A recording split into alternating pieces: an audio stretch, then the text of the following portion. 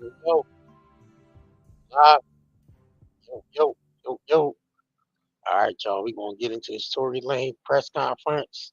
Um, Bodyguard and Kelsey Harris came forward and said on that murder judge for Megan Thee Stallion. Um, so he's finally speaking out. He just held a press conference in Los Angeles. So we're gonna get into this press conference, y'all. Need y'all like the video from the end.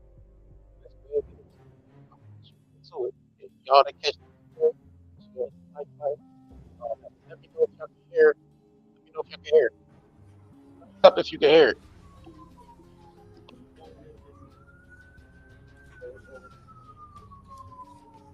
Thumbs up if you can hear the audio.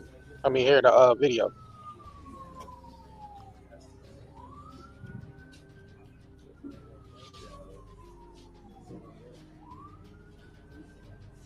All right, cool. All right, cool. Thanks. All right, y'all.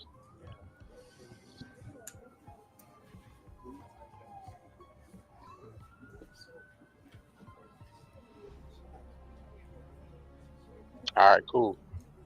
All right, thanks, y'all. Please make sure y'all hit the like button as well. I appreciate that.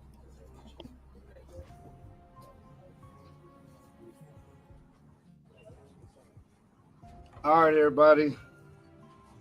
First off, my name is Caesar McDowell. I am the CEO and co founder of Unite the People. We're a nonprofit organization that promotes social justice as well as provides affordable legal services for the underserved community here in the state of California. Today, we want to thank everybody for coming out, all of the press, all of the fans, everyone that's here today. We want to say thank you for coming. Today, we're going to hear some really, really compelling new evidence that you've never heard before. Our Get it. legal team Let's get it. will explain all of that to you. We will have updates on Tory Lanez, Mr. Peterson, on how he's doing. Um, it's really sad to see the situation that he's in, You getting and stabbed we like think that was it's crazy. time. Enough is enough. It's time to bring the brother home. Hmm. So, with that, I would like to bring up our lead consultant, Mr. Walter Roberts.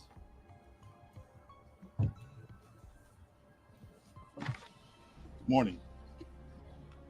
We are here today to bring to your attention some information Unite the People believes is exculpatory in Mr. Daystar Peterson's case, professionally known as Tory Lanez. Recently, we've been made aware that a member of the media, Mr. Gianno Caldwell, was working on an op-ed for the New York Post regarding Mr. Peterson's innocence. During his work on that op-ed, he became aware of some information in Unite the People's possession regarding a statement that was given to Unite the People by someone with information relevant to that case. The New York Post recently reached out to the prior district attorney, George Gaston, uh, Megan Pete and her representatives, and Kelsey Harris and her representatives. The only party that responded was last week was Megan Pete's representatives with a request for more information. A few days later, Mr. Peterson's brutally attacked in his jail cell. Unite the People represents Daystar Peterson in his appellate process. Is there a connection there with Megan Thee Stallion? With them reaching out to them and basically exposing that Kelsey was the one that shot Megan? Can this stabbing be a connection to that? I don't know. That's what it sounded like to me. I don't know, y'all. Let's continue. We filed an appellate brief and a writ of habeas corpus on his behalf. The district attorney's office has already responded. The case is fully briefed. We're just waiting for the appellate court's decision. We were willing to wait for the appellate process to play out, but given that brutal, unprovoked attack, we felt it necessary to come here today to provide you with this information. It is our intention to make a request to the governor to either pardon or commute the sentence of Mr. Peterson, so that when he recovers from this attack, he's not returned to a jail cell, but that he's allowed to go home and recover. Not long ago, Unite the People was approached by a gentleman named Bradley James. Mr. James informed us he was working as the bodyguard and driver for Miss Kelsey Harris during Mr. Peterson's trial. As such, he was in close proximity and he had privy to conversations she was having with her husband and others. Mr. James informed us he was not under a non-disclosure agreement or a confidentiality agreement and was free to speak with Unite the People, and that he was doing it because his conscience would not let him not speak and leave a man in prison for something he did not do. Mr. James informed Unite the People that he was witness to the conversation Miss Harris had, where she stated she had the gun, she fired it 3 times. Mr. Peterson grabbed her arm and knocked it down, and the gun fired 2 more times. In essence, Mr. Peterson never shot anybody, never even touched that gun, never fired. DNA was not on that gun. He didn't have powder residue or anything. No fingerprints, no none of that. So how did he get convicted with no fingerprints, no DNA, no gunpowder, or none of that? So that man was set up, and you know why he was set up, because he jumped the gun on that crypto NFT album. You know what I mean, where the whole industry is looking to go that way, but he got in early and did it early and bragged about it. As an independent artist, he made $1 million in 10 minutes off selling NFTs, NFT album. So I believe he was set up, you know what I mean, by the establishment. That's my belief. Y'all ain't got to believe that, but make sure y'all comment below in the video, let me know your thoughts. Let's continue. This statement aligns with the statement of the only non-party witness to the case, Mr. Sean Kelly, who at trial testified he saw 2 women fighting, 2 men break up the fight, 1 man grabbed the other one's arm. Gunshots came from the passenger side. Passenger side is where Miss Harris was sitting. This further iterates that Mr. Peterson did not shoot Miss Pete, did not shoot at Miss Pete, or did not assault Miss Pete. It's just another. And then again, why would he want to shoot Megan Thee Stallion? This don't make no sense. Why would Tory Lanez want to shoot at her? Kelsey, the one that was jealous, you know what I'm saying, of the whole thing, and he probably was smashing both of them. And you know how that get when 2 females and 1 nigga, and he smashing both of them. One of them gonna get jealous. So my thoughts is she got jealous over that. You know what I'm saying? They was wilding out. They was at Kylie Jenner crib, which I don't know why the hell they was at Kylie Jenner crib. Like, if you ain't getting paid to go out, why the F you at Kylie Jenner crib? Like, but anyway, I believe it was a tussle, you know what I'm saying, between Megan and Kelsey. Cause my mind just don't go there seeing Tory Lanez shooting at Megan. Like, why? But a jealous female will. A jealous female out of that bunch will shoot at him. Let's just call it what it is. Let's continue though. Other irregularity in a list of irregularities in this case. For example, there were 3 potential suspects in the car that night, and yet the only DNA sample was taken of Mr. Peterson, even though unknown DNA was found on the gun. Why wasn't Miss Harris's DNA taken? Or was it taken and the information simply never given to the defense? Why wasn't the driver of the car, Mr. Jaquan Smith's DNA taken? Or was it taken and again, simply not given to the defense? We don't know. It should have been taken. It is Unite the People's understanding, regular LAPD practice at a crime scene like that, anybody who's there, DNA is taken. Another irregularity. Why, at Miss Harris's police interview, was a non-lawyer, non-family member record company executive allowed to participate? Highly irregular situation. Normally, we see cases, strangers are not allowed in these things, but it was in this case. All of these things point to the highly irregular nature of his trial and his conviction. It is our contention that he was wrongly convicted.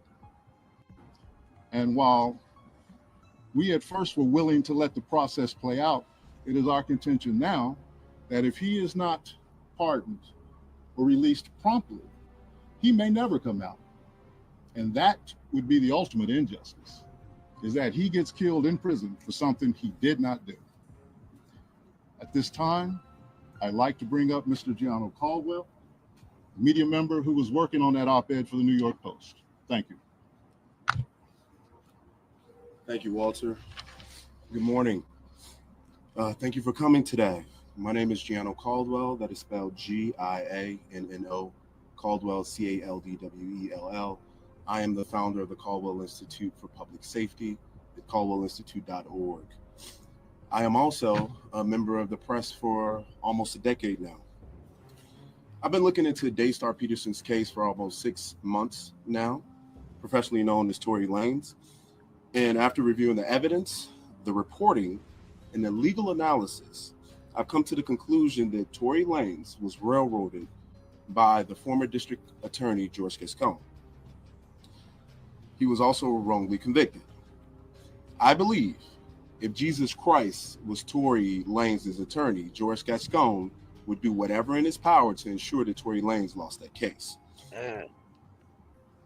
Tory Lanez's defense team have alleged the withholding of exculpatory evidence, prosecutorial misconduct, among other issues that I was compelled to write an opinion piece for the New York Post. It is true that last week, the New York Post editors reached out to 3 parties, one being George Gascon, Megan Pete's team, and Kelsey Harris. It is also true that Megan's team was the only ones that responded back for that request for comment.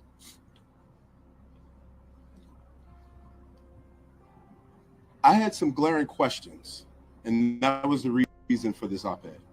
Things didn't make any sense to me, many issues in this case, and I was shocked by the lack of interest from the media to ask very simple questions. There were multiple people with gunshot residue on their hands that night. Why didn't all individuals have the residue tested, their DNA tested on the weapon? That's a legitimate question. According to the prosecution, Tory was excluded from the clip of the gun.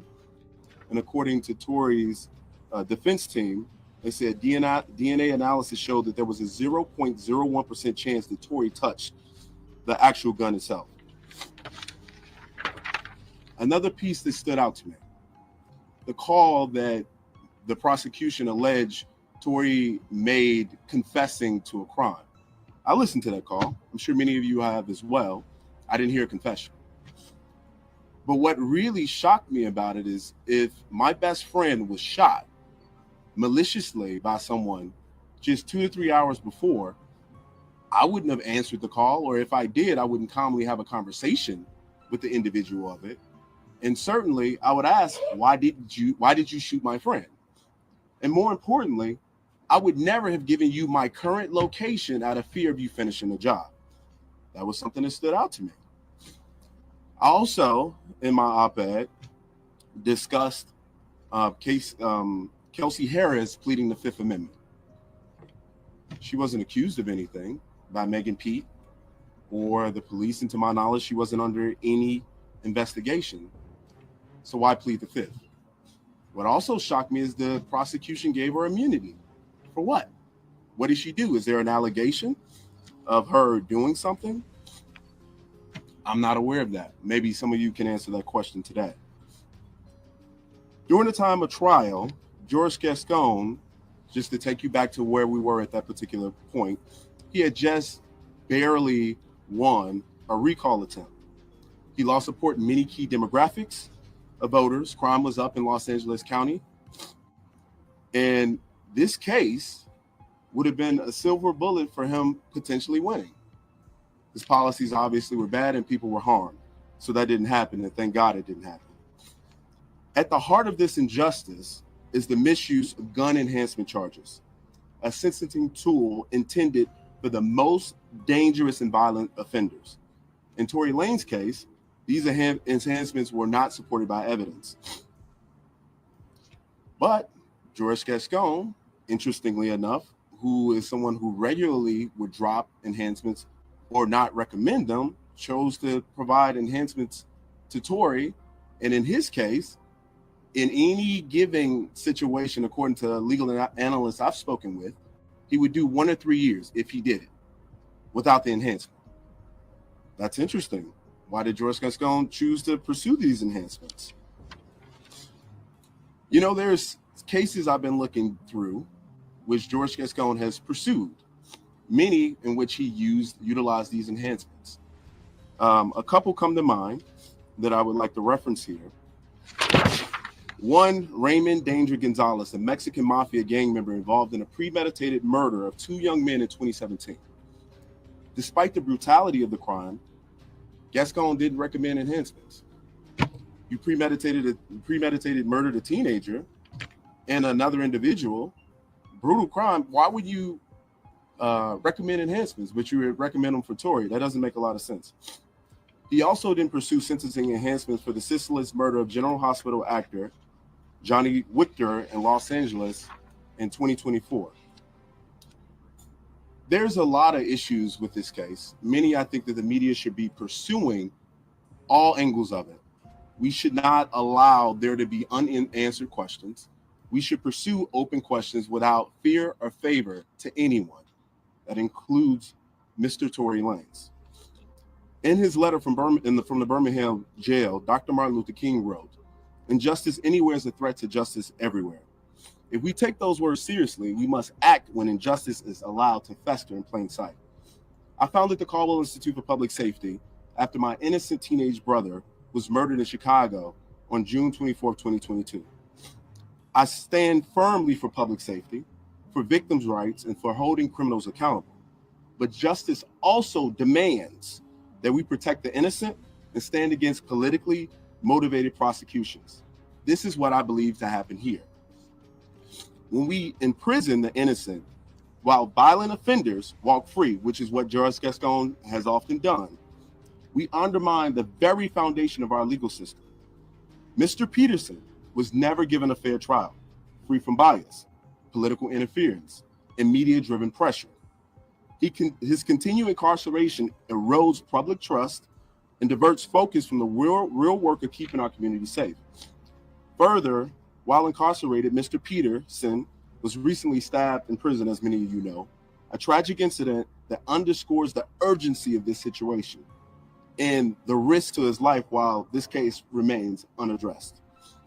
Governor Newsom, I respectfully urge you to issue a pardon for Daystar Peterson, known as Tory Lanez, in a full and impartial review of his case.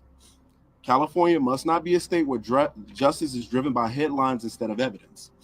And in the case of George Gascon, that was often the case. So I encourage everyone here to go to caldwellinstitute.org, CALDWELL, Institute, INSTITUTE.org, and sign the petition. This petition asks for the governor to pardon Tory Lanez. Thank you.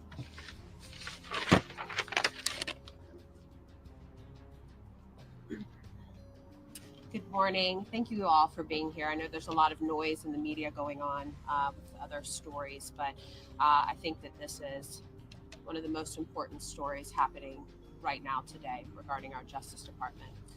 My name is Diana London. I'm the CEO of the Secret Weapon Agency, which is a crisis communication firm. And I'm also the CEO of a company called London Global Strategies. I am a member of the media as well. I'm a commentator on a few networks.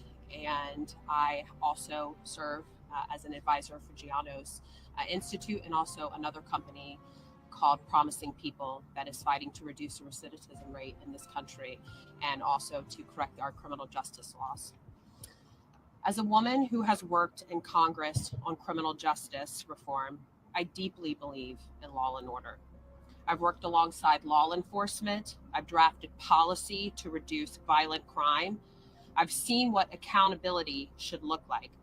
But I also know the legal system without integrity is no justice at all. When we get it wrong, when our courts fail the people they're meant to protect, we don't just ruin lives, we erode trust in the rule of law itself. That's why I'm speaking out today for Daystar Peterson, better known to the world as Tory Lanez. This isn't about fame. It isn't about celebrity. It's about fairness. Tory Lanez doesn't want special treatment. He's demanding equal treatment. And if we Americans still believe in a system where guilty must be proven beyond a reasonable doubt, then we must admit this case raises serious concerns. Because the truth is, Tory Lanez is serving a 10-year sentence for a crime that evidence, which laid out here today, overwhelmingly suggests he did not commit. Let's go back to the night in question, just like Gianna was just talking about in the attorneys. As the attorneys laid out here today, the prosecution failed to produce a single shred of forensic evidence tying Tory to the actual gun. His fingerprints weren't on it. His DNA was later found to be 100% nearly excluded from the gun, as shown in the worksheet that was provided to the defense late on the eve of the actual trial, after making a request for that very document. After trial, looking at this evidence, there is a 0.01% chance Tory's DNA was on the firearm. That's a difficult statistic to equate with the story as told by the prosecution, which may be why this was not present in trial. In fact, there were 3 people that night at the scene who tested positive for gunshot residues. One of those was Kelsey Harris, as Gianno mentioned, the assistant to Megan Pete. According to multiple sworn testaments that you've heard today, including one from the bodyguard and driver with Harris on the 2 days of the trial, Harris admitted to firing the weapon during an emotional outburst. Wow. Tory intervened to de-escalate, not to harm. It is important to note, the police did not fingerprint anyone else who had gunshot residue on them that night, only Tory. Why? Even more troubling, the investigation itself was a disaster. Bullet fragments disappeared. The gun's serial number was sealed. A move that blocked the defense from investigating ownership. Police failed to follow standard procedures. Why? Didn't mark shell casings on the road and didn't test others involved that night with DNA. This wasn't justice. It was a rush to judgment. Facts. Worse still, the prosecution knew the case was thin. So what did they do? They tacked on gun enhancements, just like they spoke about. The charges. Hold on, can I interrupt y'all for a minute? I gotta bring this up. Please hit that like button if you can. I gotta bring this to y'all attention because a lot of this went over people's head. And the doctor that treated her foot already said what it was. So LAPD report surfaces online about Megan Thee Stallion foot injury. So an LAPD report surfaces online yesterday, May 11th, saying that Megan Thee Stallion stepped on glass on the night of July 20th, 2020, in which resulted into a laceration to her foot. Dr. Lafredo, who treated the rapper, said the injury was caused by glass, not a bullet. So why they ain't let this doctor testify in court? That man was set up, y'all. According to the report, an eyewitness said Megan got into a physical verbal altercation with the former friend Kelsey Nicole at the scene, and they believe Tory Lanez and his bodyguard were present. As previously reported during the interview with Gayle King, Megan Thee Stallion said about the incident, it was an argument because I was ready to go and everybody wasn't ready to go. She continued, everything just happened so fast before the shooting. Megan says, all I hear is a man screaming and dance, bitch, and start shooting. And I'm just like, oh my God, Like he shot a couple times. Last month, the medical reports obtained by multiple news outlets showed that 3 bullet fragments were found on Megan's feet after the police brought the Cedar Sinai Hospital Center. The report showed that she had small wounds in posterior angle and no active bleeding. But the doctor that treated her, Dr. Lafredo, said that she stepped on glass that night. He treated her. So why didn't let this man testify in court that it was glass in her foot and not bullet fragments? That's crazy, bro. That's like an important part of the case right there. That's crazy, bro. That's crazy to me. Let's continue to the press conference though. Please hit that like button. Let's continue. Let me know if y'all can hear this. These gun enhancements Let me know if the are audio meant for good. gang shootouts and armed robberies to inflate the charges and turn a flimsy accusation into a decade-long prison sentence. The audio good, y'all? I mean, the video Enhancements good? are a powerful tool against violent offenders, but using them in a case with no forensic evidence, murky testimony, and the defendant with no criminal history, that's very important to point out. He had no criminal history.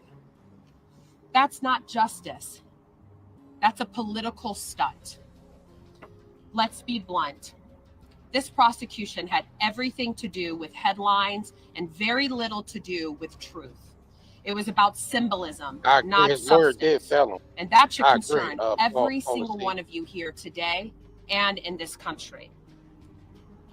Because when the facts take a back seat to identity, when due process is sacrificed for public spectacle, we all lose. Just yesterday, a Los Angeles court ruled the Menendez brothers, who brutally murdered their parents, are now eligible for parole after serving 35 years. They admitted to the crime. Tory Lanez, who killed no one and has still remained his innocent today, whose case is riddled with inconsistencies and prosecutorial failures, is expected to serve a decade. How is that justice? I've worked in federal criminal justice God was showing her policy. more attention that night. I helped pass the First Step Act during President Trump's first term. She got I've that. spent years focusing on ending recidivism, building rehabilitation pipelines, and protecting the innocent from institutional overreach. I didn't fight for reform just to see the system weaponized against someone because he's famous or inconvenient. And let's be clear.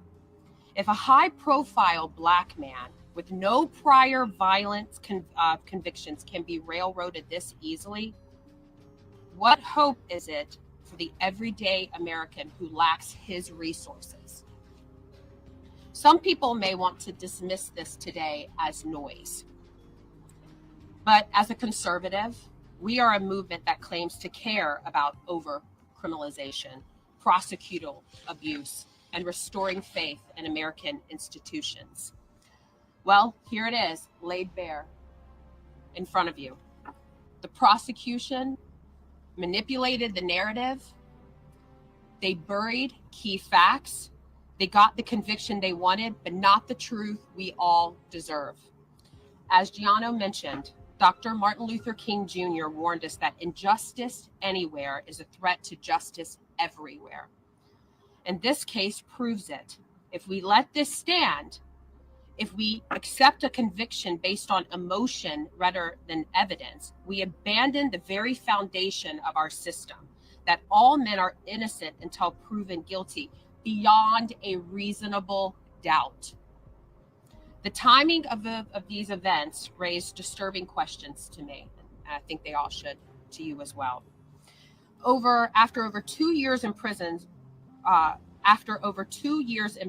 without incident, Tory was stabbed 14 times just days after a major national news outlet reached out to Megan Pete's team, Kelsey Harris, and former DA George Gascon about a story on new evidence in this case.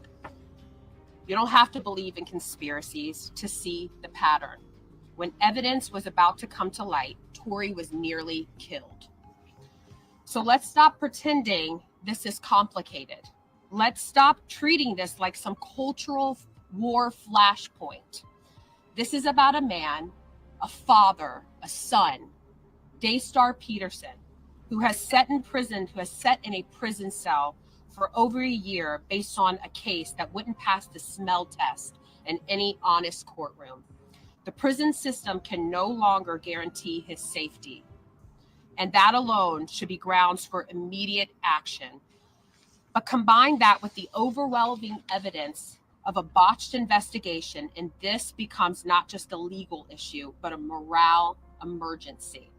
Tory Lanez deserves a new trial. He deserves due process. He deserves a pardon.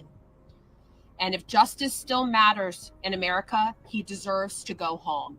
So what now? What do we do now? We're all here today. We are calling on Governor Gavin Newsom, the California Attorney General, and the public at large to act. If you believe in due process, sign the petition now on the Caldwell Institute page that Gianna Caldwell mentioned at change.org.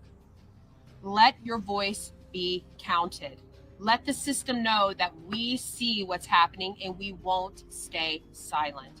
We can't be a nation that claims to value justice but looks the other way when a man is buried beneath the weight of political motivated prosecution.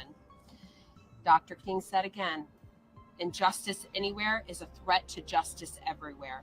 This is that threat in modern day time. This is that moment. Daystar Peterson deserves to go home today. And we, the people, have a duty to bring him home. Thank you. Yeah, free that man. Free that man. Let that man know. Good morning, everybody. All right, Thank you this for is being here. Dad. Thank you for coming out This is and Dad speaking out. lending your cameras to the world. We appreciate you being here.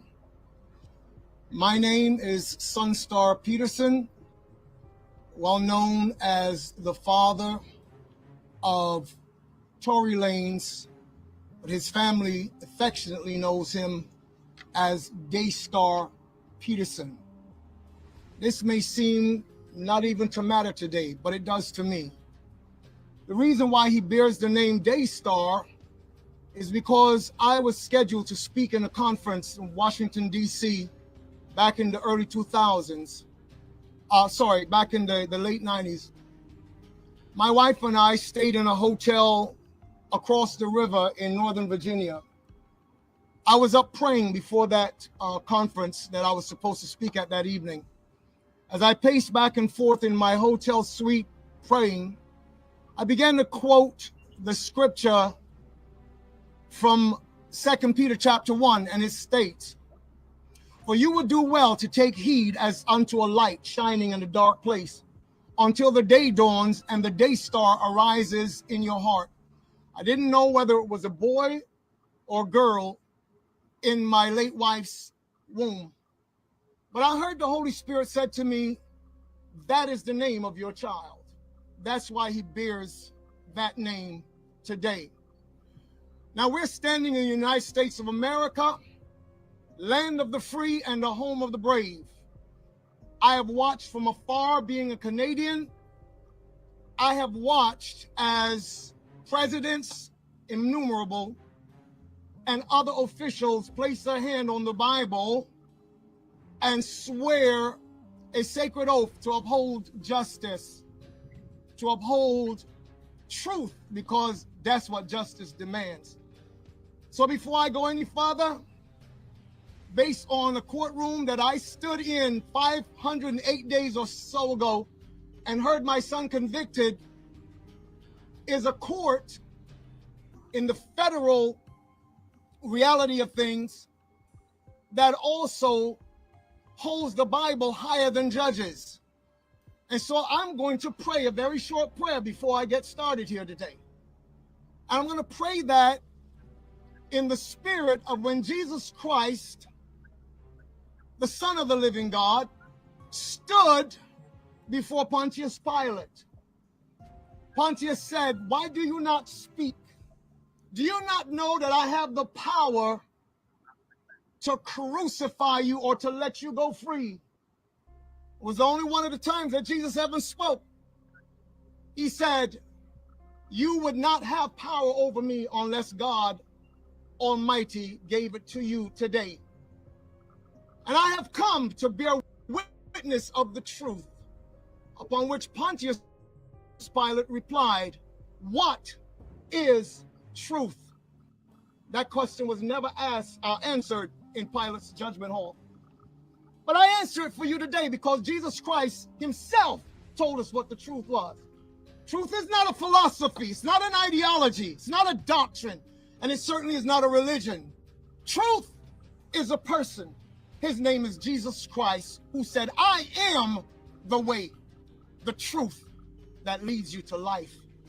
Father, upon the basis of your word today that this nation was founded upon, I ask that every ear that needs to be opened, including the ear of the governor of the state of California, Gavin Newsom, I'm even asking today that in the midst of Mr. Trump's busy schedule as president of the United States, that this would come into his hearing. And so, Father, I ask you today, by your Spirit, because you're the only reason why my son is yet alive, have your way, and let this be glorifying your name. I thank you for it in Jesus' name. So my name is Sunstar Carlisle Peterson. I come to you today in the capacity of an apostle of Jesus Christ. A word from the first century in our times, it would simply mean ambassador of Christ. So when I stand before you, I don't stand here to speak my own words. I represent a kingdom, and I am under authority to speak only what God allows. First and foremost, I really do want to thank you again, the press corps, and all of you who have vlogs and channels on YouTube or wherever you stream from. Thank you so much for being here. I would like to thank, in fact, all of those who identify with the name Umbrella as One Umbrella. It was actually launched so that my family would not just be the ones benefiting from whatever fame or fortune, but so that all people, anywhere that need a shelter could come under that umbrella. That's the reason why it was launched by Daystar's brother initially, who is known as Wolfgang Peterson. So I thank all of you who have always been an encouragement to us, who have stood with us. Those of you standing here today with free Tory t-shirts. Jono, can I have that t-shirt right there, please? Those of you who are wearing these and remembering this person, because I want you to understand that from the beginning of this, I stood as far back as 2021, and I watched where a spin doctor for the NBA, now high-powered attorney out of New York, Alex Spiro, ran a campaign to turn my son into a monster in the eyes of the world. At that point in time, God said to us, there is a time to be silent and there's a time to speak. We chose to be silent. Now we've been silent for way too long. The hour demands that we speak. One of the reasons why I stood silent is because I trusted in God, but I also did not want any blowback to affect my son, who was sitting in the belly of the beast. That's why I chose not to speak at that time. I am his father, and that is the second capacity in which I stand before you today as the spokesperson and mouthpiece for my family. Tory has 7 brothers and sisters. He has 5 brothers. He makes up the 5, I'm sorry, and there are 3 sisters. So today I would like to share a few things with you as well. I want to dispel a few rumors because I've been asked to by my son, Daystar, aka Tory Lanez. Number one, Daystar does not have a drinking problem. He does not have a drinking problem, and that was not the reason why this situation happened. He was not out on the yard, as it was about 6:30 in the morning, and cells were just opened for them to be able to go out to breakfast. On the Thursday prior to this incident, I was called by him, and I was told of the impending threat. And my family and I huddled and did what we always do. We prayed. We get together every single day and we pray. Sometimes it is twice per day. Wherever we are in the world, at a certain time, we're on our phones and we are praying. We pray for him. We pray for you. Because our mandate is not about violence. We're not here for vendetta. We're not here for any of those things.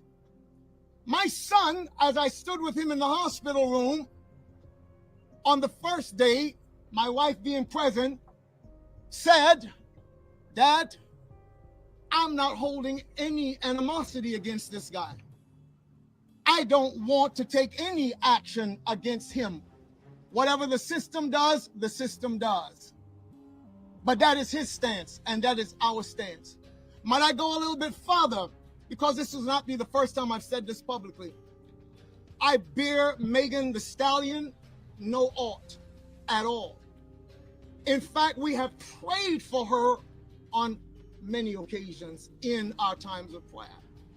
So this monster that Alex Spiro tried to create, and when I stood in the courtroom on that day and heard a corrupt prosecutor dismiss the fact that so many people, it was overwhelming the amount of people that sent letters to their office and were called to testify before the courts as they were considering sentence, which had already been decided, and the judge blatantly showed on that day that it really didn't matter what anybody said.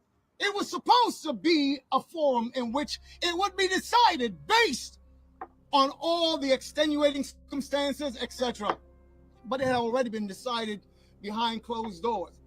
It's so funny that there is indeed a woman who has made it her life's mission to be the whip in the press or on the vlogs. I'm not even going to call her name right now, but those who know.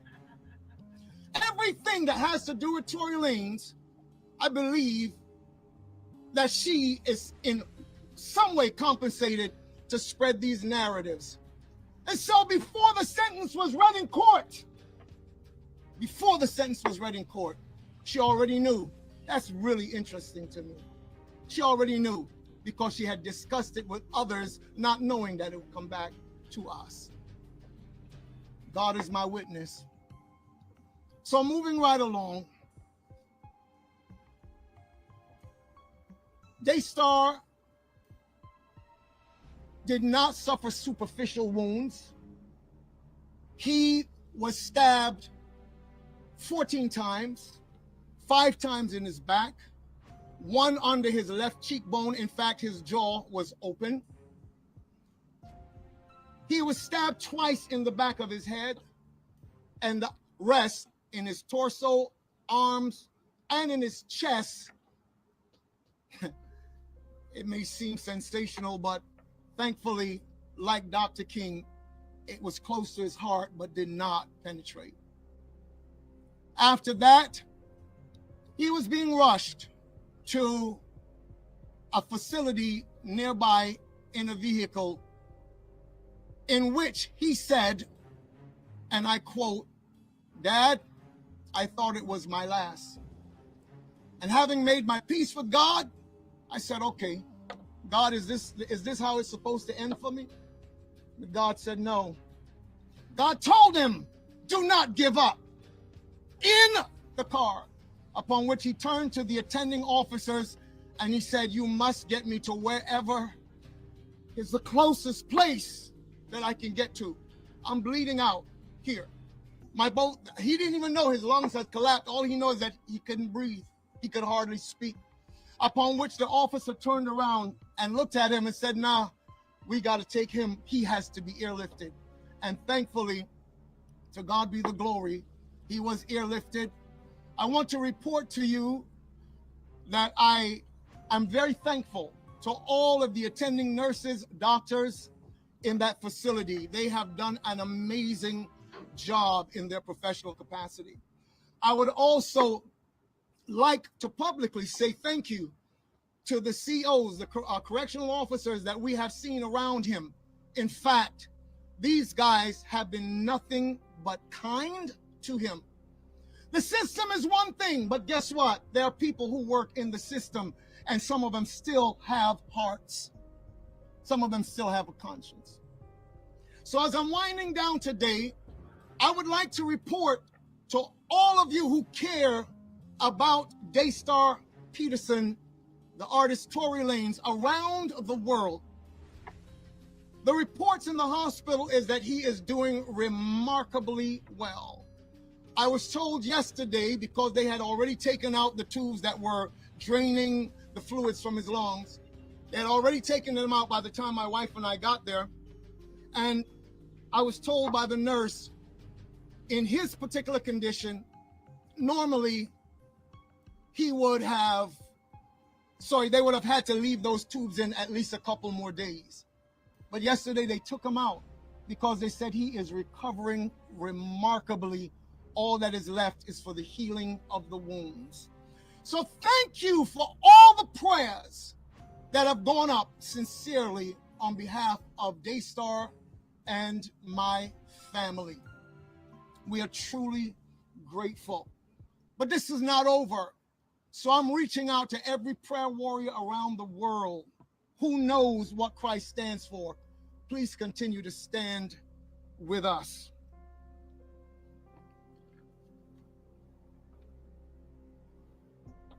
As I stated before, Daystar was not drunk on that morning. It was 6:30 in the morning.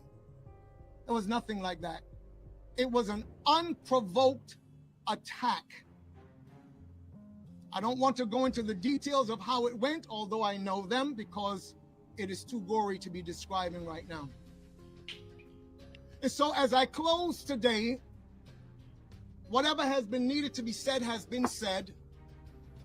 So as I close, I want to quote you David, the king of Israel, who said, "You lead me beside still waters and you restore my soul. You lead me in the path of righteousness for your name's sake. And even if I walk through the valley of the shadow of death, I will fear no evil." One of the officers turned to me yesterday and he said, "You would be so proud of your boy. He has been in here and he has been praying." I got there to the hospital the first day, and typical Daystar, he was entertaining those officers. They were laughing. They were just, and he said, "Dad, it only hurts to laugh." But something broke my heart yesterday. When towards the end of our visit, he said, "Dad, why is it that my life has to go through so many trials? Why? Why do I have to experience this?" And that's the note that I want to close on, to tell you that this person they've been trying to paint as a monster, that they were so scared when all of those testimonies came in. People I did not even know that he had secretly done things for. This is a guy, he would do things and not even tell anybody. And one young lady called me and said, "I was struggling. I was diagnosed bipolar. I was struggling. My children said your son offered to pay my rent for 1 year while I could recover." The prosecution at the trial, when all of those testimonies came in and said, "Oh my God, you think that we were here to hand out the Nobel Peace Prize?" And that's how he dismissed it. But as I said on the court steps that day, God records all of it. And I know that my son will have justice.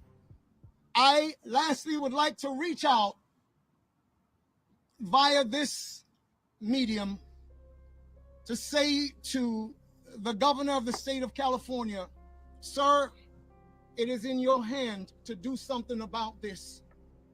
You have the power and the means to examine the evidence that has been presented even to the courts. This is a travesty of justice. And to allow my son to go back into that same situation, a kid that when he went to prison, one of the things he has done so far is through his music to open up the cases of over 467 people through his Hands of God project to help families who can't even pay for justice on behalf of their loved ones. There was a post showed up on YouTube recently, a young man saying, I'd like to thank Tory Lanez. I would like to thank Unite the People. I'd like to thank all of them for allowing me to be able to be taken off of 4 life sentences. 4. I'm sorry? Plus, like, I don't even understand that kind of math. How do you say to a human being whose lifespan is 70, 80, plus 74 years, 4 life sentences plus 74. This is who Daystar is, not what they've tried to make you think he is. He never stops seeking to help people, even from behind the prison walls.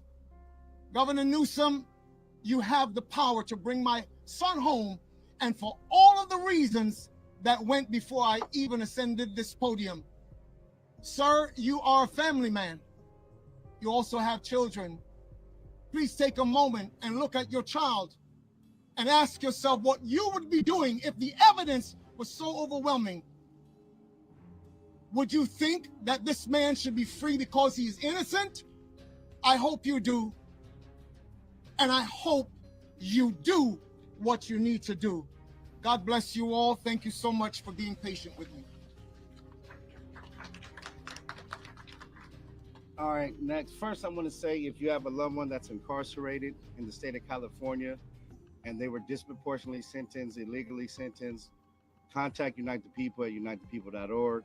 Give us a call, 888-245-9393, and we may be able to help your loved one. Now what we're going to do, I'm sure we're close to out of time. It's gone too long? All right. If press, if they need any questions. No.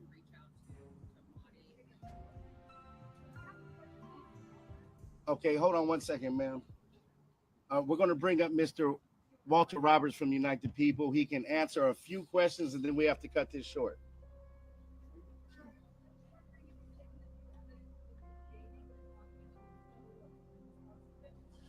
No, we have not. The appellate case and the writ case is fully briefed. We're just waiting the appellate court's decision. So we haven't gone that step yet because it may not be necessary. As I said in my opening, as further illustrated, bringing it to light now was made necessary by the events of this week. So no, we had not previously done that. We will consider doing that, but we're really asking the governor to do something immediately, so that's not really necessary. We have not, no. All right, next question. TMZ.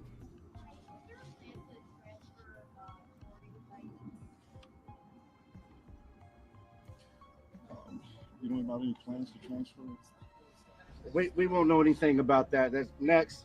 I actually spoke to Nathan yesterday at the Menendez trial, so he's aware of it, and I suggest all of you tweet him on Twitter or call the office. Also, 2 things. Sean Hawley connected to Jay-Z with Reasonable Doubt, the show. You guys didn't talk about that at all. She has connections with Jay-Z, obviously, with the show. And then also, Justin Edison, the former bodyguard and of Megan Thee Stallion, Stallion, he was her bodyguard who had access to guns.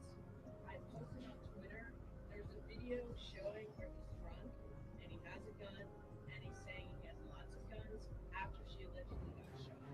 So in reference to like the incident with the gun and where the gun came from, Justin Edison actually showed up late to court. He was never talked to that he's someone you can look into. So I don't know. Are you guys doing anything with Sean Money? No. We're appellate counsel. We don't have anything to do with the trial. People who handle the trial and all of that, we don't. We're post conviction only. Maybe it's more of a. So no, we're not doing any of that. Well, we'll have to deal with that later, man. We don't want to cut everybody short. One last question, and that's it. One last question.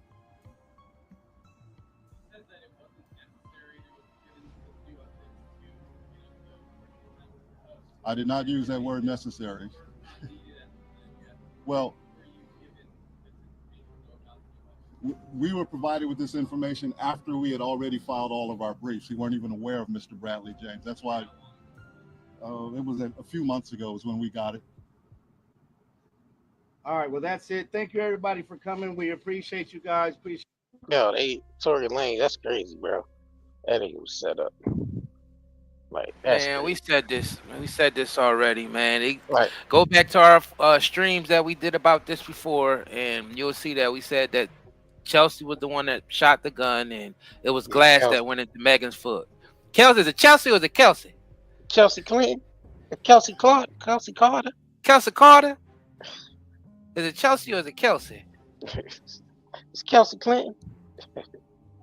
Yeah. She so the bodyguard came forward and now revealing that Kelsey was the one that shot the gun. They was kind of like tussling, and then the gun fell and went off. You know what I mean? Fell on the ground and went off. Supposedly hitting her in the foot, but we know it was glass.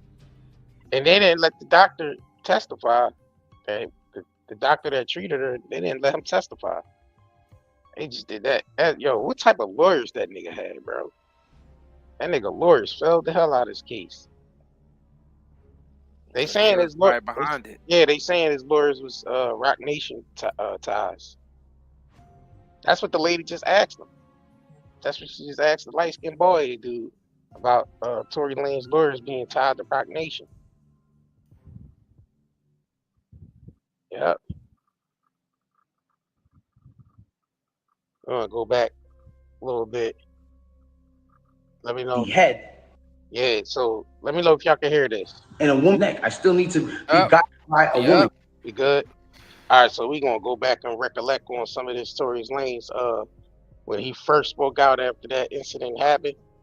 And so basically he said Rock Nation was contacting him, telling him not to put a certain statement out, a statement that he was gonna make on his Instagram. They advised him not to put that statement out, which is crazy. And he ended up in jail. I don't know, bro. Seems like yeah, because he had there was no DNA, no gunpowder, no fingerprints on the gun. I don't understand how niggas. That security guard who said they seen Kelsey with the gun, he better watch his back. Right. Cause they putting out hits over there. Right. Seemed like somebody put a hit out on Tory in prison. Yeah, that's what they saying. Like, this might be tied to that whole thing because you know that this evidence was gonna come out. Like, they knew ahead of time that this was gonna come out because that organization was contacting Kelsey lawyers and her peoples and Megan and Stallion and her peoples. Megan and Stallion peoples answered back. So it's like mighty funny. This man gets stabbed a couple days later after them saying that the bodyguard coming forward and saying Kelsey the one shot the gun, and then he gets stabbed. I think all that shit tied in, bro.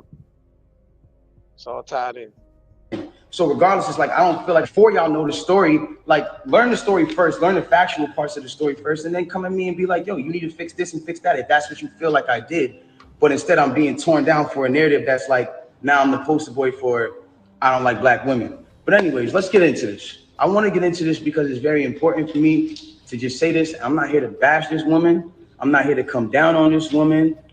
I'm not here to disrespect her or throw her under the bus, but it comes to a certain standpoint where I just can't let my character be assassinated for things that are not even really true, like and for falsified narratives and information. Let's start this off.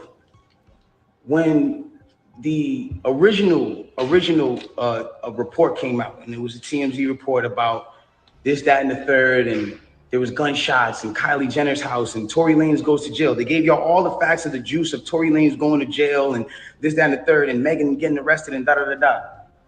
2 days after that, I get a call from Rock Nation that says, "Yo, we heard you're gonna make a statement about what happened, and it'd be in your best interest if you don't make that statement." I'm like, oh, okay. I don't understand what the issue of me telling my fans, like, yo, look, it's not that serious of a deal. I went to jail for whatever. It's like, I didn't get for that 2 days why that was an issue. 2 days later, TMZ report come out. TMZ reports and have the surveillance now. Now they see the video of the arrest. You see Megan, you see me, and you see us all sprawled out on the ground in bathing suits and blah, blah, blah. And everything I'm saying is public record. You can go back and look at this shit. You can go back and see it. Like, you feel me? So they say, oh, okay, you know, you see her out of the car. She's getting out of the car. She's hopping. It looks bad, bro. And I'm not gonna lie. Like, I felt bad watching it because it made her look bad, and it didn't make her look good. It didn't make any of us look good. And I didn't want that for her. I don't see that for anybody. So all of a sudden, when we get arrested, or when it looks like we all got arrested, the memes start. Now I want to really bring you guys in for a second so you can understand something. And I really just want you to take this in. Like, she is a person I spent enough time with her to observe and understand something about her, where it's like she's going through a lot. She goes through a lot. She deals with a lot on her day-to-day basis. And because of that, she's not used to, you know, and not even just because of that, but just because of the fact that she's been praised so much. We've always looked at her as like, yo, that's hip hop sweetheart. Like, she's nice, she's talented, whatever the case is, cool.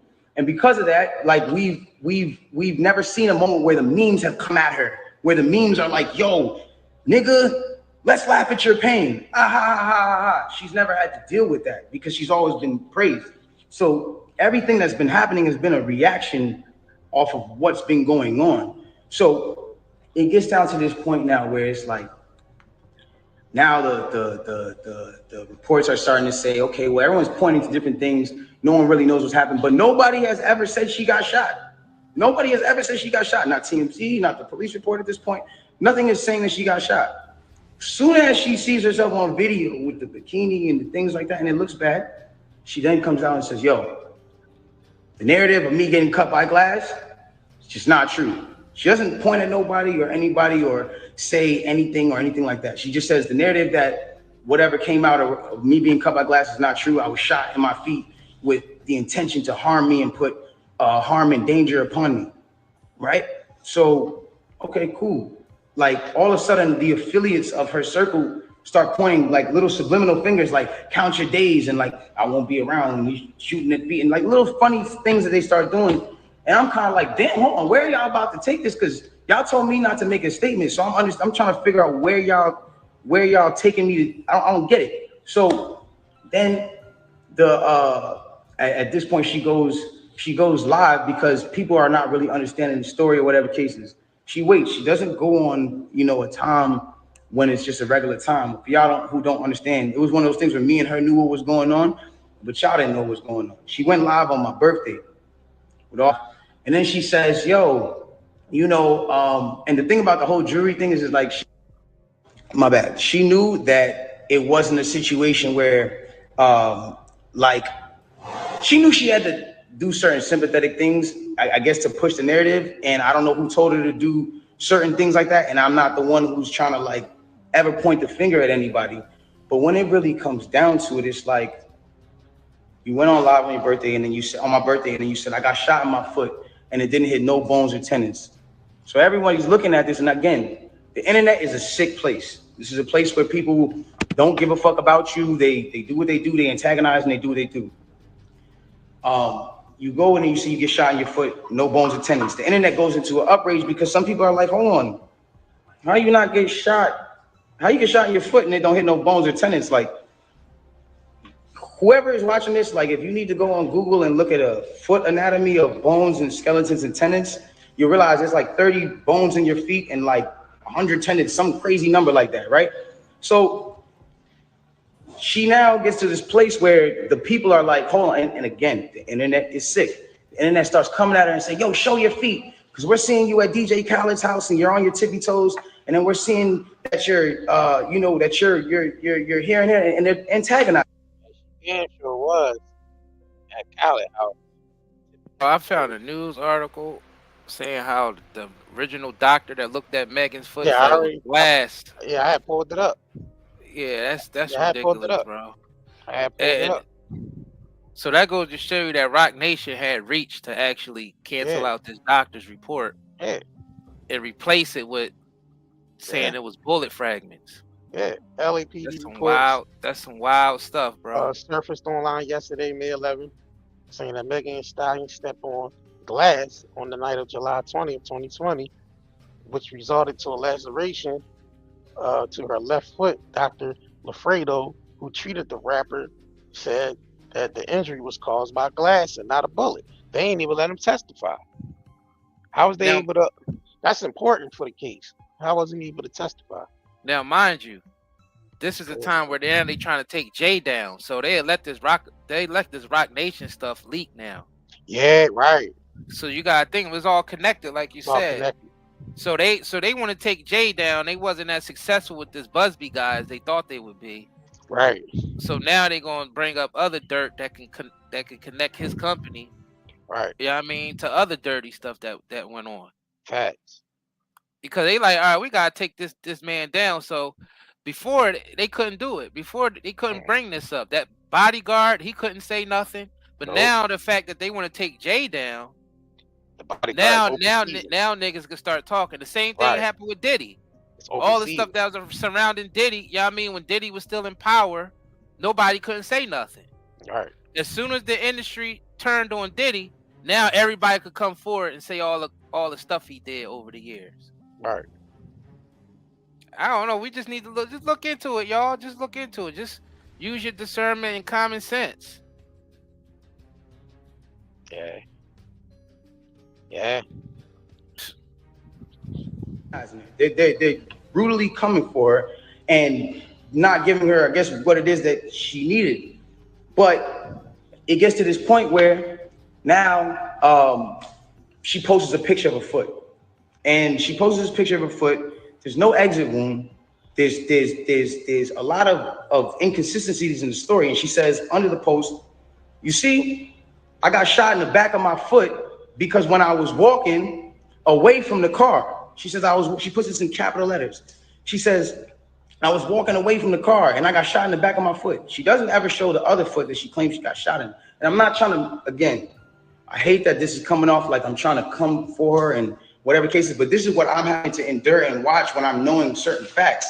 So it gets to,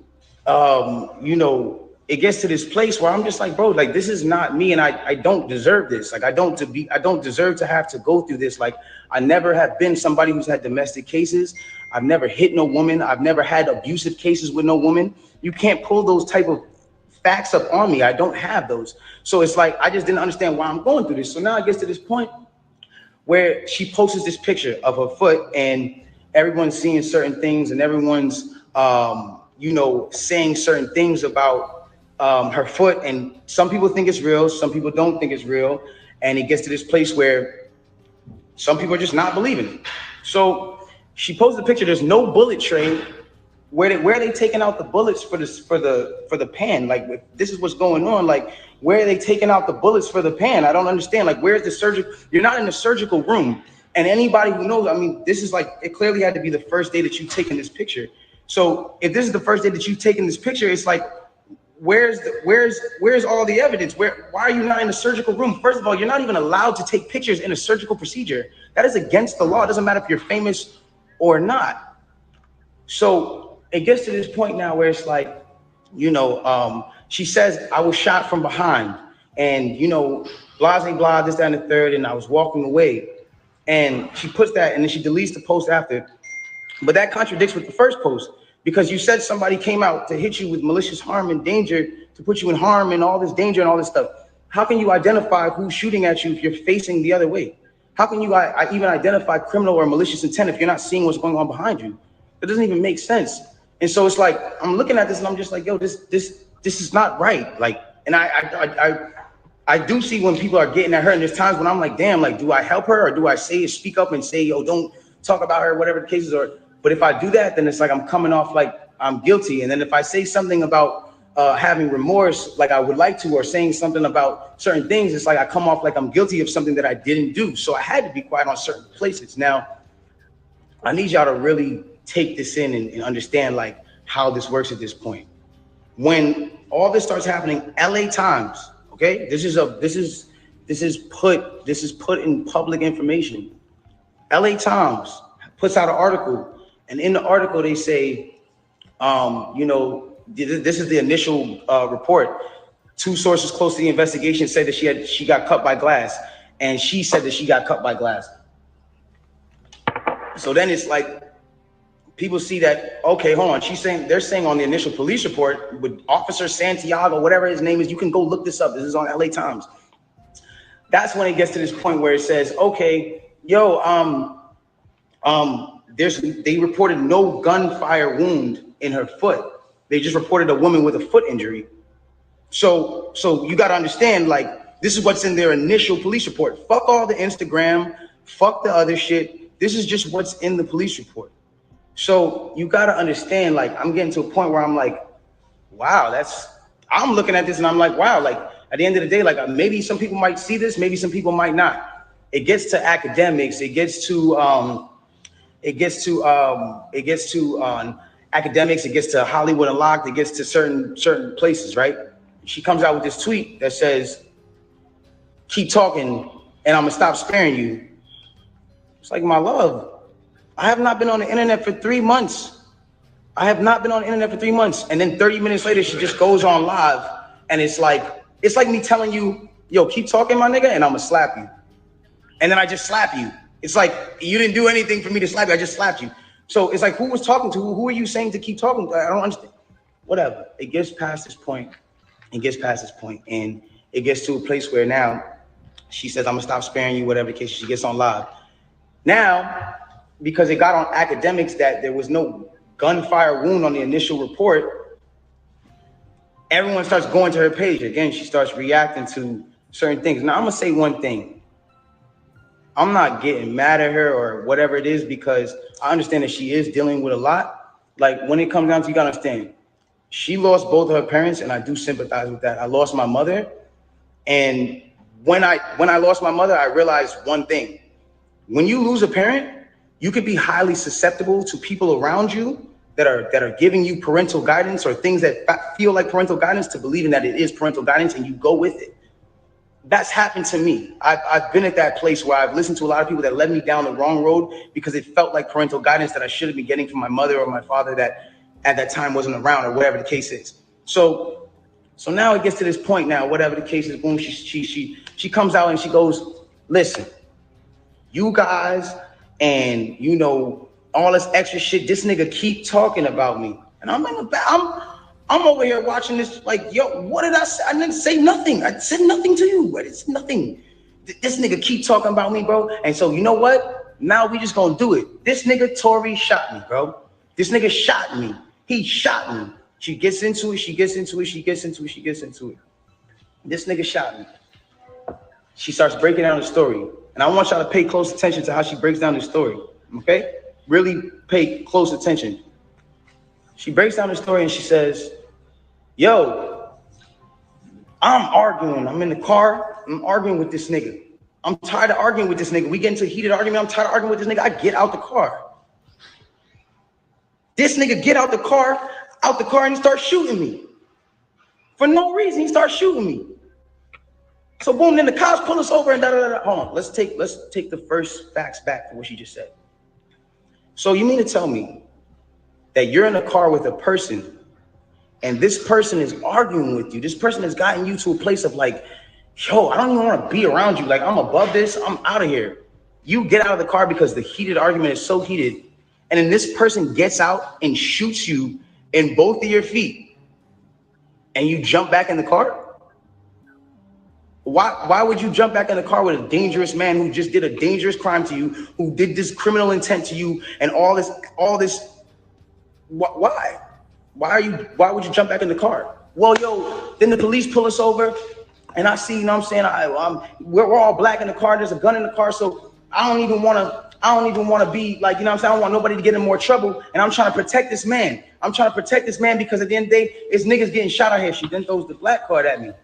I'm trying to protect this black man. My love, nobody ever reported that you got shot but you. So how are you trying to protect me? At what point were you trying to protect me? At what point? Like, you know I got a child. You know that these type of situations, even an accusation, is something that I can't even be playing with. I don't even play with my life like that. So why would that, that to me just doesn't make sense. Okay, cool. Yo, I lied to the cops. I lied to the doctors. Let me tell you why they saying there's glass in my feet, though. Because I lied to the cops. I lied to the doctors. I lied to this, that, and the third. Ladies and gentlemen, I need us to really understand what she's saying here. You mean to tell me that these medical doctors that are in an ambulance that work on-site injuries 24/7 for all day, that have to know every type of on-site injury, the specifications on the type of on-site injuries, so they can treat it right? You mean to tell me you lied to these people and they just treated you for glass when you had a bullet in you? If that's what you're saying, okay, I'll give you the benefit of the doubt. Let's just say they were dumb. You mean to tell me that the cops who were called for a gunshot in a Suburban or whatever the car was, found that same Suburban and found a gun in it, see you leaking, and didn't check you for bullet wounds? I'll give you the benefit of the doubt and say they were dumb. You then further said, yo, I'm at cotton mouth like a motherfucker smoking. You then say, oh, well, I was trying to protect this black man, so I never said nothing. I didn't want them to shoot me. I didn't want them to kill me. Okay, but when me and Kelsey and Quan were over there being questioned, you were in a stretcher. No one is going to shoot you in a stretcher. You had plenty of time to tell the cops that you were in danger. You had plenty of time. I'm not protecting somebody who just heinously shot me after a conversation that we just had. My mind is not on protecting you. I'm bleeding from my feet. I'm thinking about protecting my own life, and I'm in danger. Why would you not say that with 2 feet bleeding from 2 bullet holes? From what you're saying? I don't understand that. And then there's this whole narrative of, you know, like, I didn't want to put this black man on you know, I didn't want to get him in trouble. Like, you know what I'm saying? I'm protecting this man, and he keeps talking. And so now, you know, he keeps getting his media team to start doing certain things to make me look incredible and to smear me and to make him look good and to make it look like I'm not. Hold on. Ladies and gentlemen, have I been around in the last 3 months saying anything? Have you seen in the last 3 months one article that made me look good during this? One? Have you seen it? You haven't seen it nowhere. Because at the end of the day, my PR team is not out here playing with my jeopardy of my life and freedom. Y'all are doing this for the internet. This is my life. I'm the only person with the case. So at the end of the day, when you sit here, y'all, like, I'm not gonna jeopardize my son, even if I know, regardless of what I know, it will come to light, and the truth will come to light. And no issue with that. I have no issue with that. But I need y'all to understand, like, I'm a human being, bro. Like, this shit hurts, bro. Seeing my friends, people that I had on quarantine radio, be people that were just like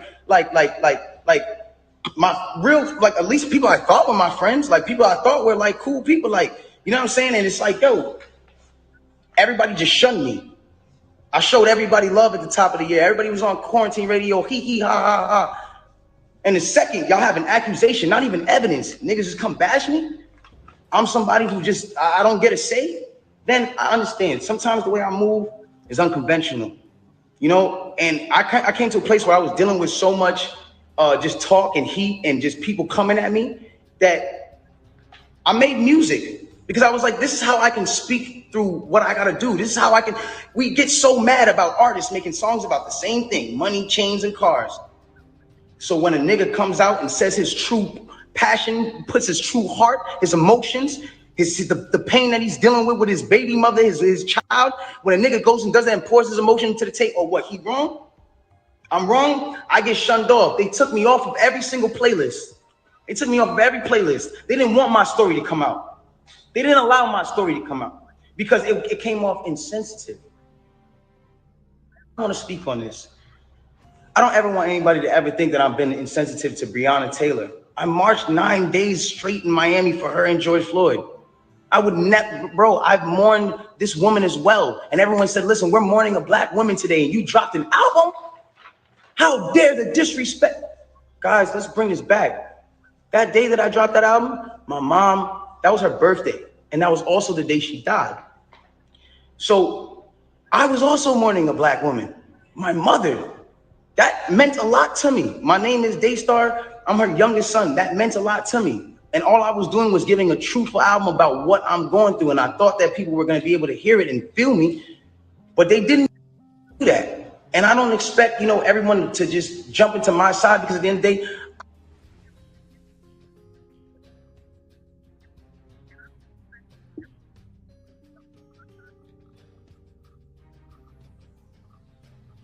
I guess that was the end of that. Well, y'all wanted to play this real quick. Hold on, y'all. We called it just like how it's playing out, man. We knew that he ain't shoot her in the foot. Yep. We knew it was glass. You know what I'm saying? Do he look like he would shoot anybody at all? Especially some chick he arguing with? No. Kelsey will. Right. All right, so this somebody the lawyer is tied to Rock Nation. So let's go ahead and play this. Let me know if y'all can hear this real quick. Tory Lanez is suing his former lawyer for having ties to Rock Nation, and it's worse than you think. So Tory is currently serving 10 years because of the high-profile case for Meg Thee Stallion, but his ex-lawyer Sean Hawley is currently getting exposed for working with Rock Nation on a TV show. And if you didn't know, that's where Meg Thee Stallion is signed to, or at least until this year. Anyways, Reasonable Doubt is a show loosely based off Hawley's life, who is also a producer on the show, where, of course, Megan Thee Stallion made an appearance in season 2 with Beyonce's song Savage Remix. Obviously, this doesn't make sense for Tory to be defended by someone who has ties to Rock Nation, because it 100% affects his chances at the truth. So during the case, Tory kept pushing to have a DNA test of the weapon because he had claimed to have never touched it, where Hawley said they shouldn't do that. Weird. Now it all makes sense why Hawley was pushing Tory to take a plea deal. After not doing so, she stepped away. 5 days later, he was found guilty. I'm not here to say who's right or wrong, but there's something going on against Tory, and it's much bigger than this case. Tory Lanez is suing his former lawyer for having ties to Rock Nation, and it's... That's funny. The name of her show is Reasonable Doubt, which is Jay-Z album, first album. That's crazy.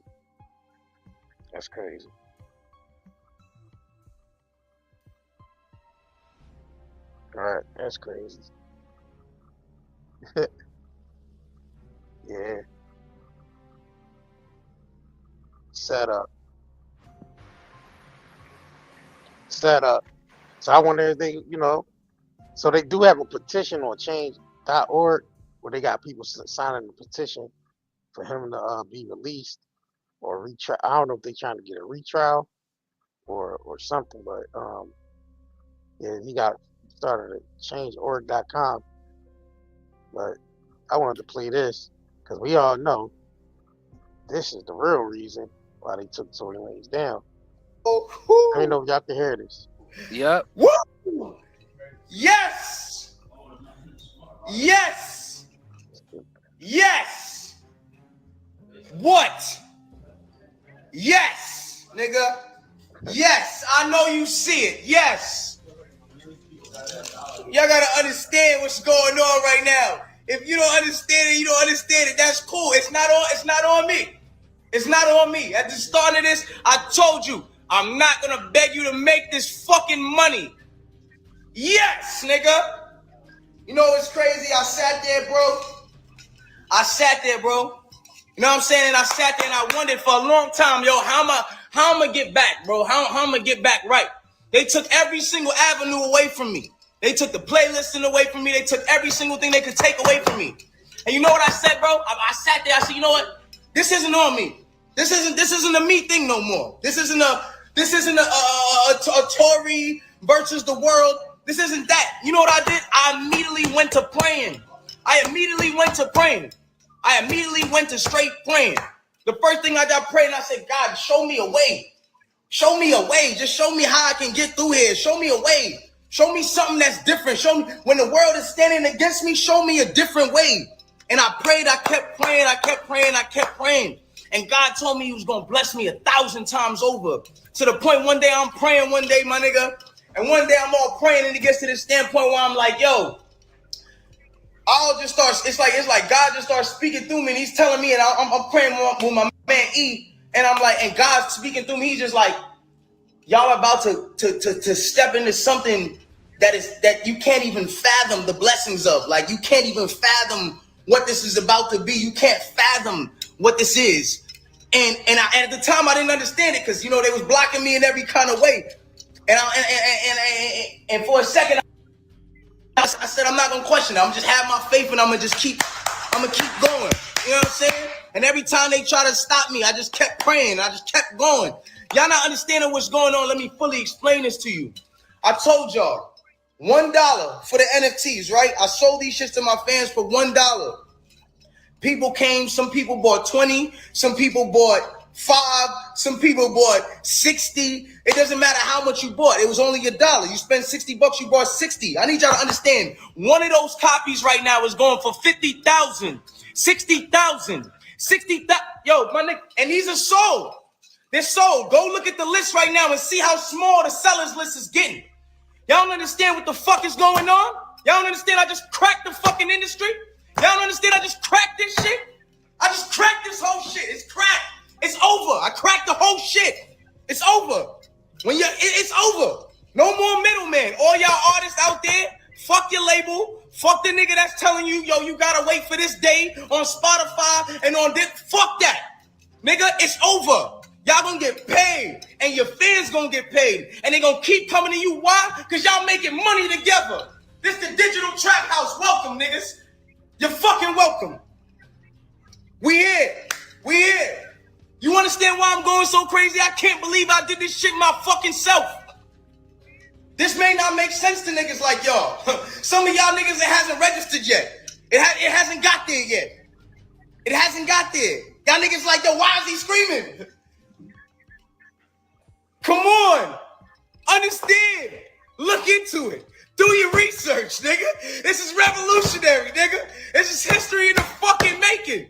It's niggas right now. I think the lowest copy right now is going for 30,000. The lowest you can sell it for. Imagine a nigga who bought 5. Imagine a nigga who spent $5. Imagine a nigga who really spent $5, my nigga. He can make 500,000 selling them bitches for 100,000 right now, and niggas are buying it, nigga. Have you niggas ever sold an album for 100,000? Yo, come on. And that's what happened. They clipped his wings. Oh, They clipped his wings. After he did that, they clipped his wings. Yep. He jumped the gun. The industry is going in that direction, but he beat them to it. Yeah, the industry, they just waiting for legislation to pass. Yep. When they get all their ducks in a row, and then the whole industry gonna be ran like exactly what Tory just did. Yep. Sold his album on the blockchain as NFT. Yep. Early. That tokenized, the tokenized Right. album, rap album.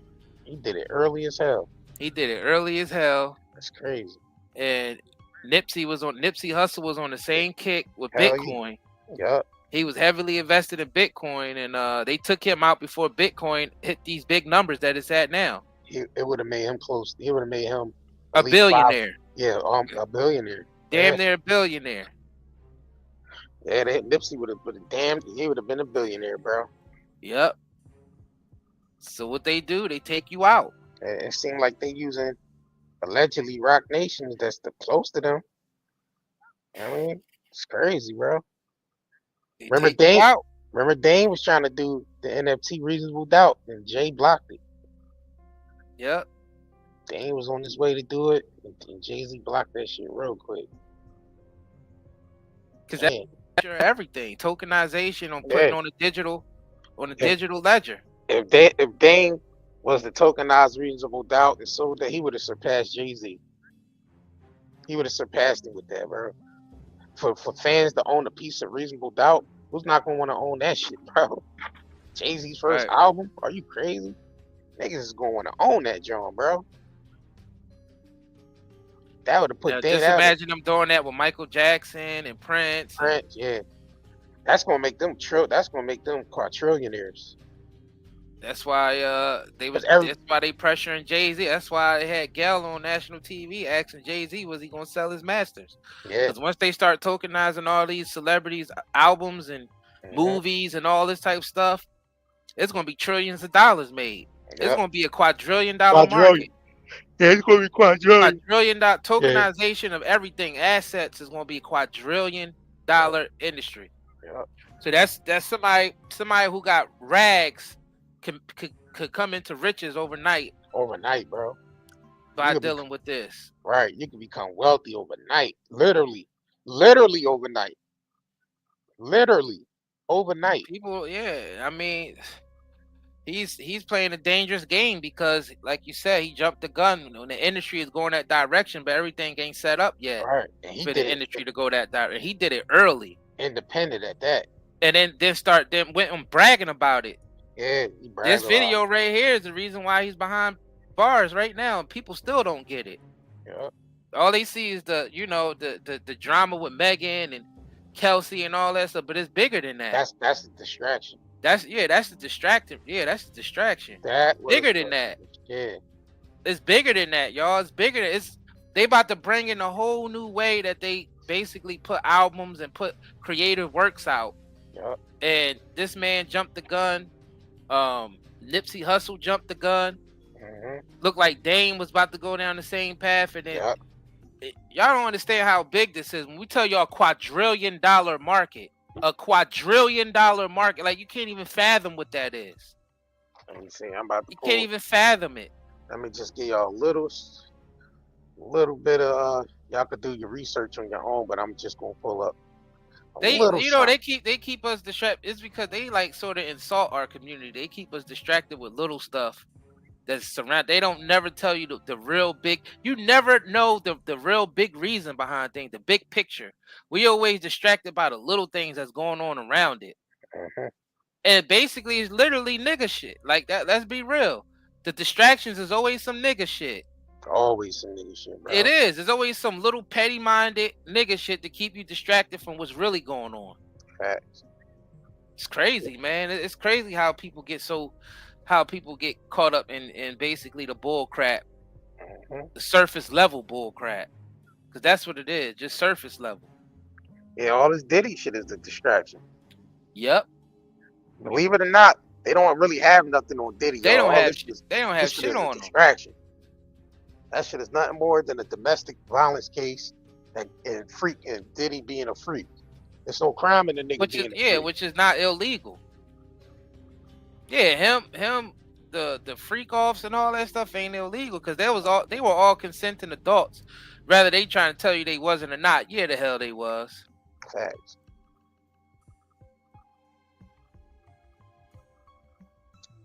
Just so y'all know we ain't bullshitting. So tokenizing music on the blockchain involves converting music rights like royalties, intellectual property into digital tokens that can be traded on the blockchain. These tokens represent ownership stakes in the music and can be bought, sold, and traded like any other digital asset. Token creation. Artists can create digital tokens that represent their music rights, such as royalty, streams, and ownership of a song. Now, this is cutting out the middleman. This is cutting out Spotify. This is cutting out iTunes and the rest of those streaming companies. It's cutting them all out. And it's more honest because it's a digital ledger that calculates everything. It can't be hacked. You know what I'm saying? It can't be manipulated. So whatever you got, and you own it. You can literally own a piece of Michael Jackson's music. Like you could be a royalty on. Like you can get royalties. This is the common man can get royalties from Michael Jackson music. Yeah. That's basically what this is revolutionizing. That where a Crack, common man could buy in to a Michael Jackson or a Prince album and actually own a piece of it and actually be able to buy and sell whenever they want. right. That's insane. Fractional ownership. Tokenization allows for fractional ownership, meaning investors can buy a portion of the song rights, enabling smaller investors to participate. Transparency and security. Blockchain technology provides secure and transparent record of ownership, making it difficult to steal or misuse the intellectual property. It's impossible to steal Yeah, or smart misuse it. contracts. Smart contracts are automate royalty payments, ensuring artists receiving fair share and revenue generated by their music. Direct connection to fans. Tokenization is facilitate can facilitate a direct connection between the artist and their fans, allowing the exclusive merchandise, concert tickets, and other digital assets tied to the music. So this is giving fans the opportunity to buy into the artist and own a piece of the artist's music. Tory Lanez jumped the gun. They totally didn't. This is totally not in full effect yet. So it says increased revenue stream. Tokenizations allow artists to generate revenue beyond traditional methods like record deals and touring. See, that's why they're trying to get the rights to all these artists' music. They want to get the royalties and they want to buy the rights to all these artists' music because they know that artists can be a quadrillionaire based off his own material, off his own intellectual property. The record company that's going to supersede past the record companies. It's going to supersede past Spotify, Apple. You know what I'm saying? It's going to supersede past them. This is direct to consumer from the artist, direct to consumer. That's going to totally wipe out iTunes and all them niggas.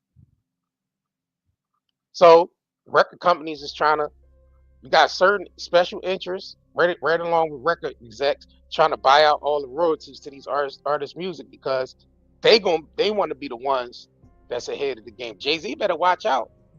Jay-Z got to watch himself because he specifically told Gayle King, I am never selling my royalties, my masters. Never. Because he already know what's about to happen. So niggas like that gotta be careful.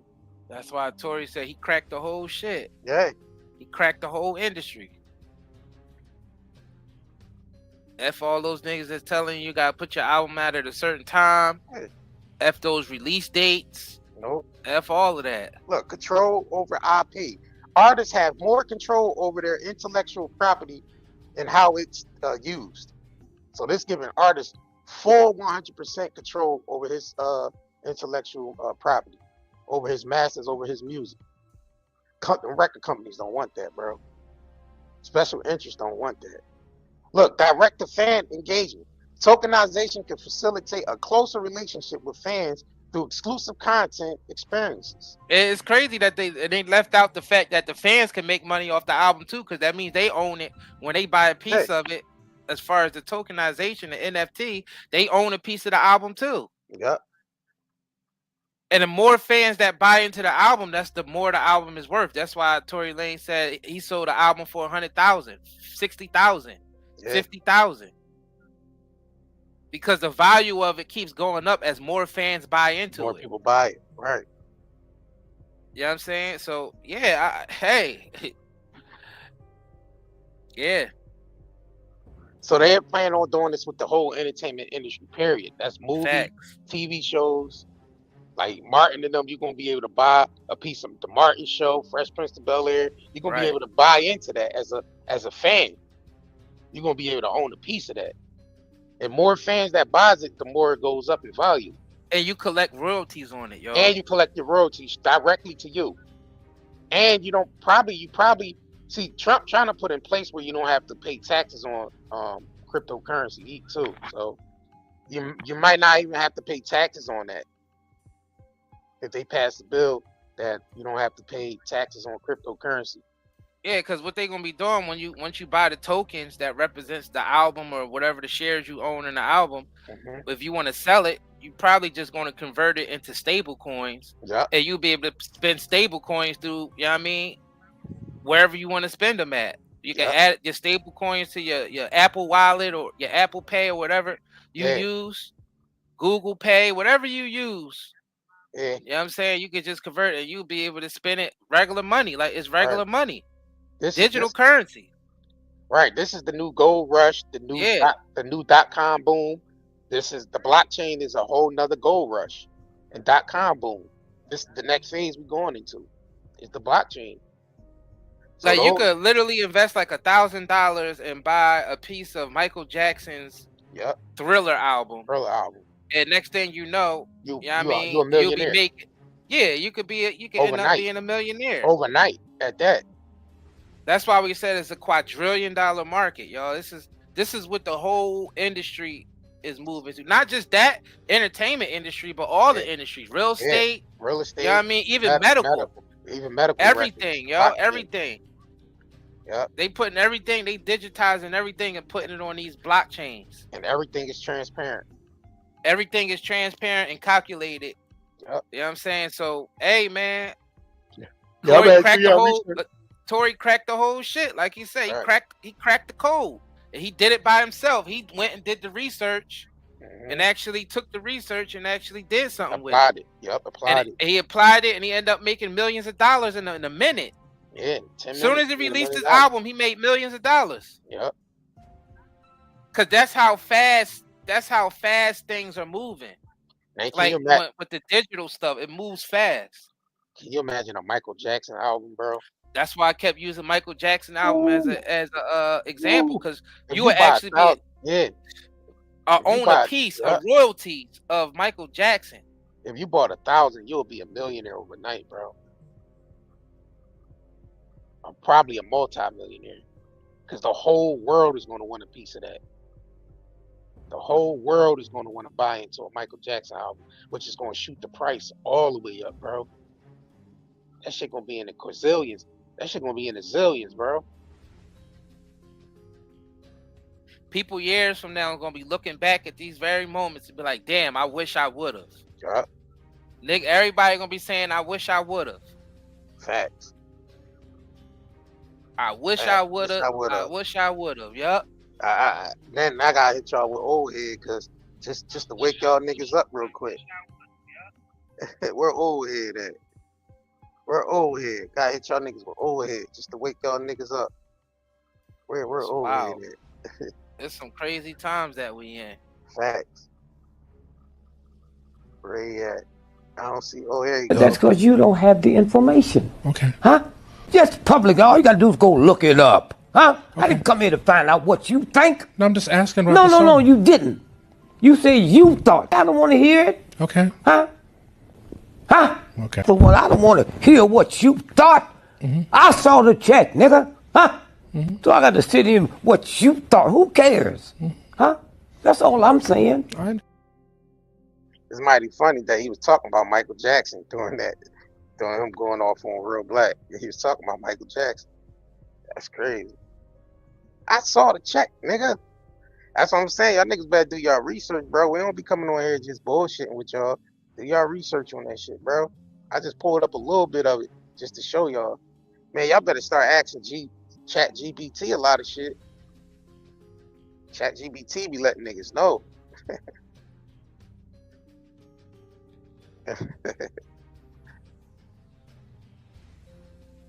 Hell nah, we ain't vote for said vote for Trump. Hell nah, we don't vote for none. Oh, I voted for me. All right, I voted for my vote. Right. Vote.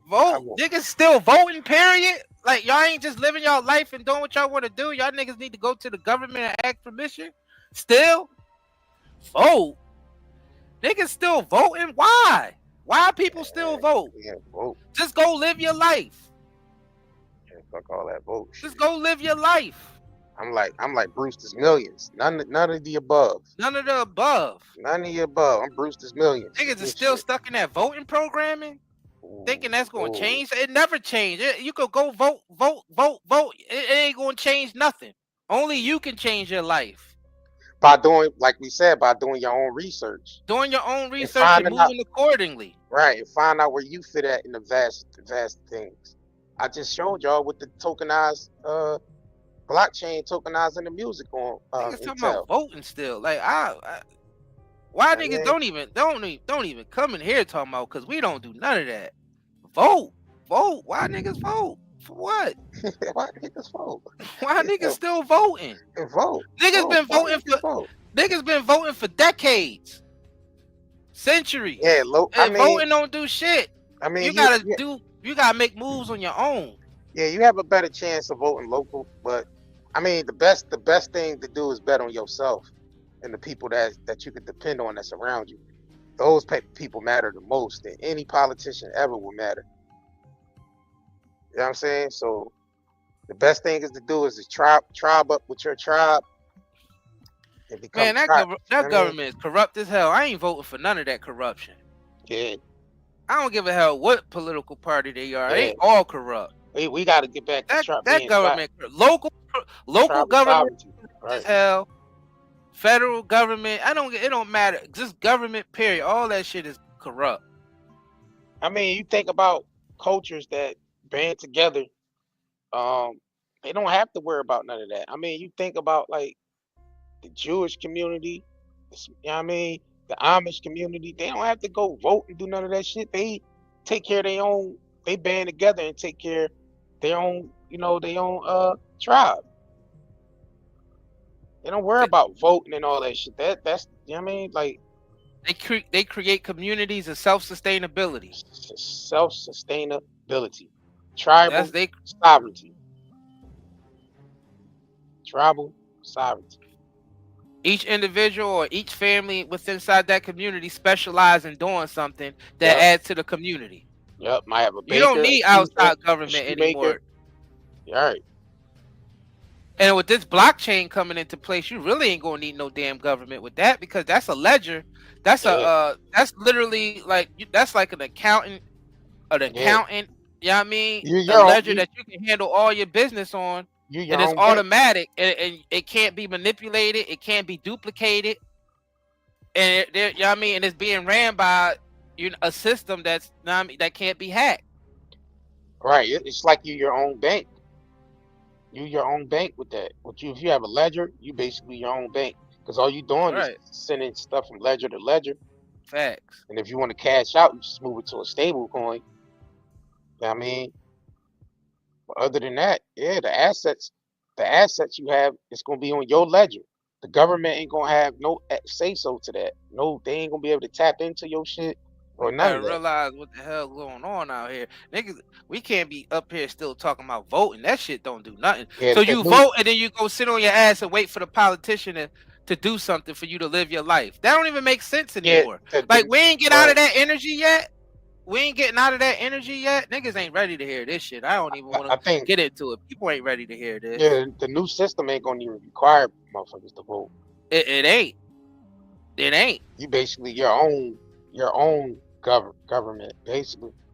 And that's how God intended it to be. Yeah, govern your own household. This false government that's running things now, that's the devil. So all them niggas all y'all niggas who believe in the Bible and all that, this government that y'all voting for, rather Democrat or Republican, is literally the beast that's being talked about in the Revelations. The belly of we all in the belly of the beast. Niggas be so scared about Revelations and Antichrist and all that, and you vote for the Antichrist all the time. Yeah. Every time you go and vote your Republican or your Democrat into office, you voting for the Antichrist. If you even read through the Bible, all the disciples in there was always against the system. They was always against the governments, because the governments was always anti-Christ.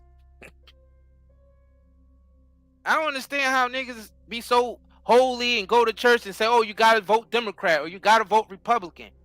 But if you actually read the character stories in your Bible, they didn't F with the government. They never F with the government. And the government ended up killing most of them.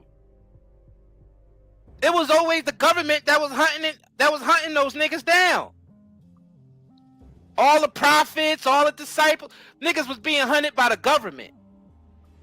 Yeah, they turned them over the room. Yeah, it was always the government hunting them down. So why do we think that voting is something that God wants you to do? You voting for the B system. The God want us to come there and take dominion over the planet and live the life, you know what I mean? Live the life freely how he intended it to be. As long as you ain't as long as you ain't hurt individuals, As long as you ain't trespassing your neighbor. Exactly. You can live your life the way you want it, as long as you ain't trespassing. And that's common sense. That's common sense. Not to violate your neighbor. All right, one for your brother. Because you don't want to be violated. All right. That's some common sense shit. One for your brother and sister. What you want for yourself? Man, this society ain't gonna get it yet. Cause that's why it's so effed up now. That's why a nigga like Tory is in jail right now, because of the corruption. He cracked the code. You know what I mean? And they seen that, oh, we gotta take him down because what he did represents something that we against, because that's showing that people can be free on their own and take control of their own lives. And that's the one thing that the government fears. That's the one thing that these corporations fear. Corporations hate to see humans being self-sustainable, because you wouldn't have to depend on them anymore. Nope. Governments definitely hate that. You want to have to depend on their mass production. Exactly. You don't have to depend on their mass production, and that's what they hate. That's why the government, like we in Pennsylvania right now, the government here, the local corrupt ass government here, been attacking the Amish community. If anybody know, in Pennsylvania is mainly Pennsylvania and Ohio got the biggest population of Amish people, and they 100% self-sustainable. They don't really need nobody for nothing. No. And the local government been attacking them like crazy. You know what I mean? Because they don't want them to be able to farm the way that they farm, because they farm in a way that's self-sustainable, where they don't need the government to tell them what to do. They build everything with their own hands. Exactly. That's the one thing that the government hates. Their homes, their government hates self-sustainability. Yeah. But I realize that most people wouldn't be enslaved to the government because they don't see it as enslavement. That's when you become dependable on the government. They don't see it as enslavement. They make you dependent on them. They make you dependent. And you become just as corrupt as they are. You become just right. Because you constantly buying into the system. I mean, nobody exempt from it, because we all partake in it, because the way it's set up, we're born into it. Yeah, we're born into bondage. Bond age. And the thing is, this is the most effective form of bondage, when you don't even know that you're in it. In bondage, right. You don't even know that you're in bondage.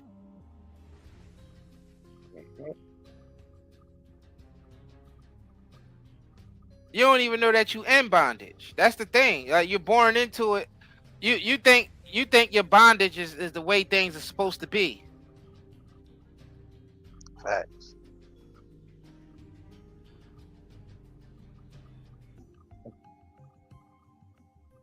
And that's not, everybody's supposed to be self-sufficient. Independent. There you go. JR just answered your question. Independent mind, independent thinkers, critical thinkers, independent thinkers. You got research and then learn how to be self-sustainable. We're not all supposed to be following the program.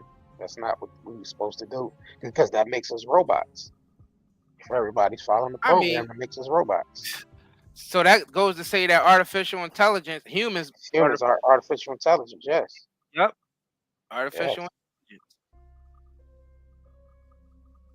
Yep. That's why there was an algorithm before digital even existed. Before internet even existed, it was an algorithm.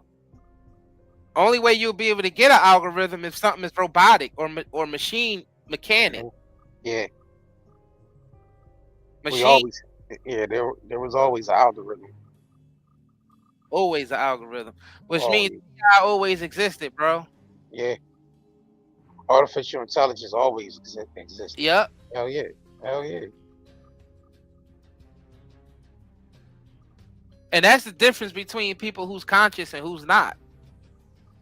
When you're conscious, you realize human life period is artificial intelligence. Even before the machine style artificial intelligence even came about, humans were already artificial intelligence. Right, you taking consciousness and you putting it inside of a body that's constructed, like, you know what I mean, that is constructed as a shell that you putting your conscious into. That makes you artificial intelligence. You only difference is you have a soul, but your body is mechanical. If you look at your body and how them parts are set up in your body, that's all mechanical work. Wiring, nerve, yep, the nervous system. electric, yep, Yeah, electric and yeah, that's wiring, all. all that Yeah, shit. Yeah, that's all machinery. artificial intelligence, bro. That's the high. That's the high, most highest artificial intelligence is us. We're the most intelligent creatures in the universe. That's why the so-called devil was jealous and mad of the creation, because it was a new creation. And get You know what I'm this: saying? the human brain is highly programmable. Yeah, it's like a We're computer. programmed as soon as we Yeah, born onto this planet. We're being programmed to do this and do that. Programmed to vote. And if you yeah, go out of that programming, you got other machines that get mad or get offended when you get out of that programming, because they're there just to make sure that programming is keep running. It's a program. yeah. We all been It's born into it. program. Yeah, we all been born into it. Yeah, all this shit is programmable. Everything. And that's what television was even telling us, that back to your regular scheduled programming. When when something go out of the programming and a commercial, like a news bulletin come on, like a breaking news type thing, it'll say back to, once that's done, it'll say back to your regular scheduled programming, and it'll take you back to your program that you watch. They call it a program. They call TV shows and everything programs. Back to your regular scheduled program. Yeah, back to your regular scheduled programming. Your mind is being programmed. Bro, that sound that they produce, that high frequency sound with that screen that come across, that Right. rainbow looking screen with that high frequency, that's to get tapped, to make your mind tap back into television program. Yep. I mean, like, they broadcast a signal into your subconscious mind. That's why they call it broadcast. They broadcast casting a spell. Yep. Broadcasting a spell. Yep. Broadcasting a spell into your subconscious mind for programming. Yep. And the thing is, we're not conscious of it. We just do it. Like, we see, those the new clothes, those the new sneakers to wear. Oh, that's the new outfit to wear. You know what I mean? It's being programmed into us. Oh, that's the new car to buy. Yeah. Oh, that's the new this. That's the new that. Yeah. And they set it up where you don't look cool unless you're going along with the programming. Unless you're going along with the programming, people won't like you. They won't accept you. They won't accept you. Yep. Right. And that's what they call the Matrix. Facts. That's what the Matrix is. That's why in the Matrix it said anybody can become an agent at any given time. Mm-hmm. And that's because once the programming kicks in and they see you not following the programming, you get looked down on, you get judged, you possibly could go to jail or get killed. You get killed. Like, yeah. Yeah. And Tory Lanez wasn't following the programming when he put his album out there as an NFT. It made millions of dollars in 1 minute. And the thing about it, he cracked the programming. Yep, and he didn't sign to nobody at that. He was an independent. He wasn't signed to. He did that independently on his own. He wasn't programmed. He wasn't controlled. So he was a big threat. Big threat, bro. Because he could have did that every album. He could have did that 10 times over. Yep. And became a billionaire within 2 years. What? Facts. I might have even bought some shit. I might have even bought some Tory Lanez. And then he would have been teaching other artists to do the same thing. Yeah, and that's what Nipsey Hussle would have collapsed the whole. Which would have collapsed the whole industry. Yeah, that's what Nipsey Hussle was doing. He was creating, he was setting up centers. Like, you even seen the technology centers that he was setting up. That's what he was doing. He was teaching. He was going to start teaching, the general population about the new blockchain, cryptocurrency, and where the system is going. I mean, even with fashion, like he even digitized fashion, bro. He is like, that's smart as shit for him to digitize his own fashion. Like, he took the marathon fashion and digitized it, bro. That is crazy. Cause that's where the world is going. Right. He was early with it, bro. They had to take him out, bro. They had to take out Nipsey Hussle would have been a multi-billionaire, bro. And what made it even scary is a person like that with influence really scares the system. Right. See, we know all this shit too, but we ain't got the influence that Because them niggas have. If we had the influence them niggas have, we'd be targets too. But just think about what he was doing. He was revolutionizing the gang culture. He right. Was up in they conscious, and he was turning the gangs into business. You know what I mean? So he was basically teaching the people around him how to elevate themselves by using technology. They didn't want the gang code, and then that would have united the gangs, bro.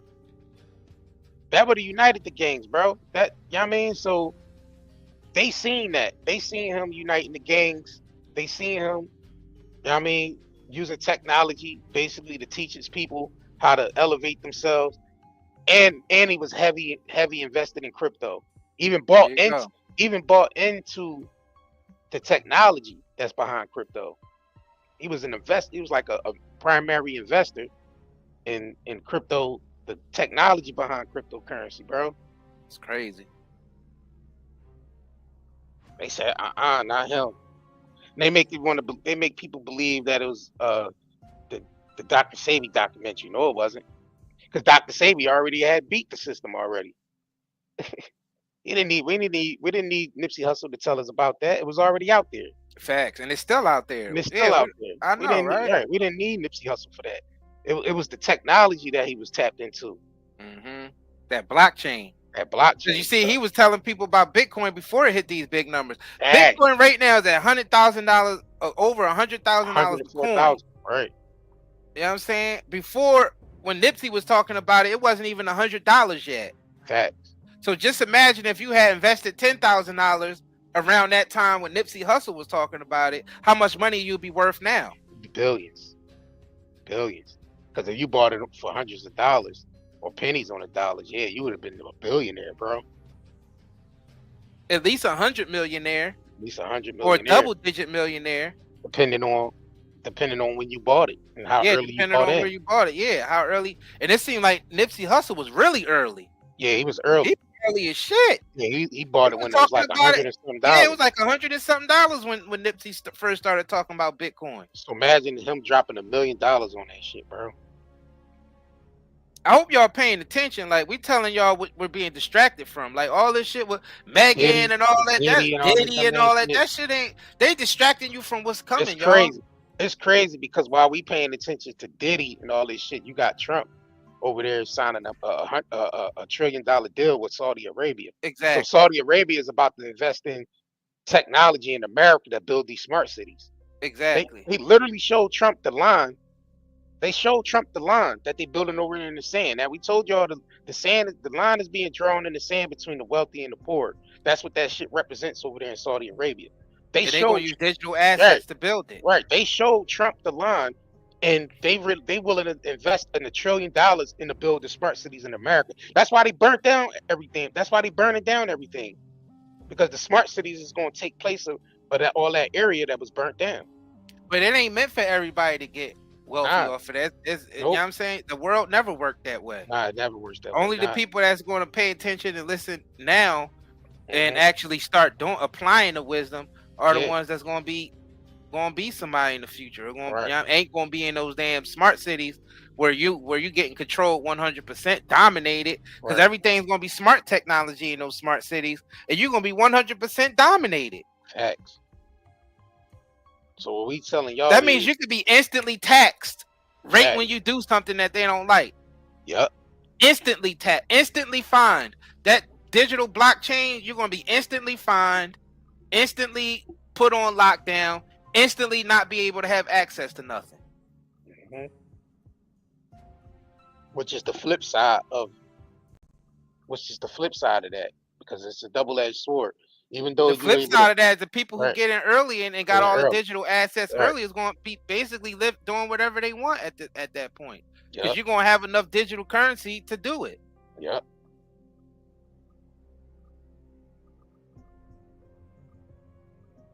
Yeah, yeah, Yeah, yeah. this is So going. Yeah, it's going yeah, to be he just crazy as signed. hell in the next 10 years. Yeah, he just got $1 trillion from Saudi Arabia, and we already know what they invest. They investing in technology. That's the only thing they could be investing in. It's nothing else. Technology is where we're going. It's these crypto Right. companies that Yep. they investing in. Yep. Because that's what's going to build those smart cities. Exactly. Digital currency is Digital the currency. new Yep. wave, and that's why Tory is in jail now, because he cracked the code. Because they gonna turn all the music and all the entertainment, movies, all that shit is gonna be digital and tokenized. $250 market, y'all. $250. Facts. It's bigger than all the markets we got now. Amazon, bigger than Amazon Bigger and than Apple. Amazon. Yeah. Bigger than Amazon and Apple put together. Yeah. And they the biggest of the business. Biggest of the biggest. Yeah. Yeah. Biggest. Amazon, Apple, Apple. Tesla. Yep. Those are the Tesla. biggest of the business. Yeah. And this market is bigger than those. Put together. Put together. And times it by 10. Times about 10. Facts. Yep. It's bigger than those markets put together times 10, y'all. We talking about quadrillion. Man, y'all don't understand what this shit is about to get crazy. And they are distracting the hell out of the public. They are distracting the hell out of the public about what's coming. Best. All right. Damn. They definitely doing their best. But those of us who've been doing the research, we know, damn, this shit is big, yo. This is gonna be it's gonna change the world forever. Right. The world is not gonna be the same, y'all. It's gonna be completely different. And we talking just within the next 10 years. Yeah, I would say even 5 years. Nah, in the next 3 years, because they plan on bringing the Olympics to California in 2028. So they want to get the smart LA projects off the ground before the Olympics come, because that's where they're going to show off the most, is during the Olympics. Trump is going to make America the stable of technology, and basically using the Olympics to kind of show that off as America being the front line of the technology. So they want to get that smart LA project off the ground before they bring the Olympics to America. So people be saying, look up smart LA. Can I put this in further perspective for them? Yeah, go they ahead, turned the Staples centers into crypto.com center. Mm-hmm. They literally changed the name of the biggest sports center in United States from the Staples Center that's in California. They changed it from the Staples Center. It's not called the Staples Center. It's called crypto.com. That goes to show you what's happening. Mm-hmm. That's telling y'all what's happening. They put it right in our faces. They show us. They got to tell us what they're going to do. Right. Don't these terrorists is distraction. Those terrorists is big ass distractions. Bricks it's all fake. Yeah, BRICS is investing in America in these smart cities, so don't get it confused. Saudi Arabia is like, you know what I'm saying?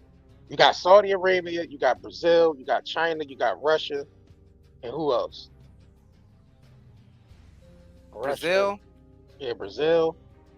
Yeah, Brazil, China. Brazil, it's a bunch of other countries. Saudi Arabia. It's a bunch of other countries that signed up to BRICS too. Yeah, so they don't think that that they're the ones that's invested in this shit. Yeah, it's huge. Yeah, they're the ones that's investing in it. So they make it look like America's not part of it, but America's a big part of it, because that's where they invest in the most, is in this country right here. Right along with Africa, they tapping into Africa resources as well to build smart cities in Africa. But the biggest digital companies come from America. Yeah, all the big digital companies is American based. All the cryptocurrency companies, the biggest ones come from America. Yeah. The ones that's actually going to be using utility. Yeah, it's actually going to have a purpose. Bitcoin don't have no damn purpose. They're going to do a rug pull on Bitcoin. Bitcoin ain't going to be worth shit. That's going to be like a collection, like a collectible. Bitcoin going to be like a collectible, bro. They're going to pull a rug on Bitcoin eventually. Yeah, it don't have no utility.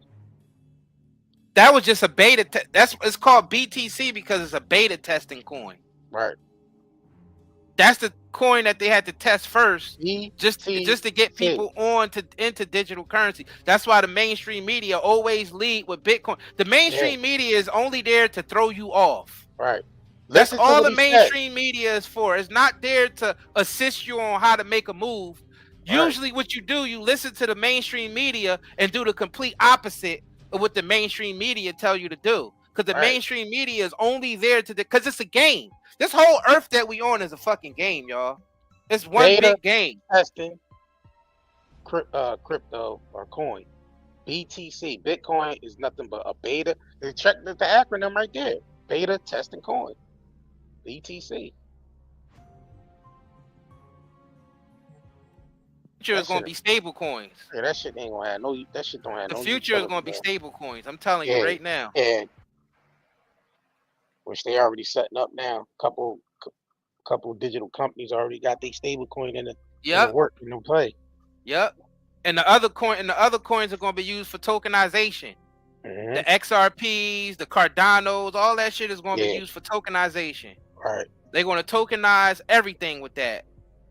Everything. When I say token, they're going to tokenize your utility bills. They're going to tokenize all the real estate. They're going to tokenize all the farmland. They're going to tokenize all the data. All the data mining and all that shit is going to be tokenized. Yeah. All the entertainment, music, movies, whatever, tokenized. And how you going to sell those tokens when you need to buy something with real cash? You're going to cash out into stable coin. Stable coin, yeah. We giving y'all real game right now. Like these, we giving y'all real game right now. This is the shit that's really going down. Or you could trade ledger to ledger. Like if you have a ledger, I have a ledger. We could trade. I mean, we could, pretty much send each other, currency back and forth. That's why they got us. They training the general public with Cash App, Apple Pay, They training us use PayPal, Zelle. They training us on how to use QR codes. How to send money back and forth instantly, like email or sending money like text messages. They're preparing us for this digital age that's coming. Because once they pass stablecoin legislation, it's on from there. It's going to get crazy. This shit's going to be crazy. Yeah, they're going to sign that in pretty soon too. And reason why stable coins are important because they're not volatile. They don't go up and down like Bitcoin do. Exactly. Once you put it in a stable coin, it remains the same. It remains the same. That's the only shit you're gonna be spending in. You ain't gonna be spending in those other currencies like the XRPs and the Cardano. That's just gonna be just for tokenization. What you're gonna be using as real money is stable coins, nothing else. Yep. Because it makes sense to use anything else. If you're paying for something in real time, you wouldn't want to pay for something that goes up and down real fast. You wouldn't want to pay for something that's volatile as hell. Okay. You want to use something that's stable. So that's why there's going to be stablecoin legislation. Yeah. Which they plan on signing in ASAP. They plan on signing that shit in ASAP. They setting everything up though. They definitely getting their investors. You see Trump making his rounds, getting his investors in place. You realize there's only a couple stable coins right now? You got PayPal stablecoin, Tether, USDC, and Ripple's RLUSD. That's it. So it's only like four stable coins out there right now. That's it. Yep. So when you buy, like, for instance, like we're gonna give you an example. For when you buy, if you was one of the ones to buy Tory Lanez NFT album, which is a tokenized album, if you wanted to sell that album for real cash, you would cash out into a stable coin. And the stable coin is what you use to make actual real life purchases with. Facts.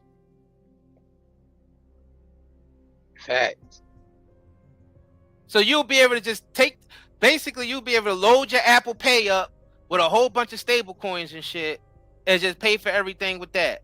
Yep. Let's say you invested in a Michael Jackson album and shit. Like you bought tokens of the Michael Jackson album. Now you own some of the royalties. Now you're collecting royalties on Michael Jackson album. When you want to spend some money from that shit, you cash out in stable coins, load it up into your Apple Pay, then you can go make real life transactions. Yep.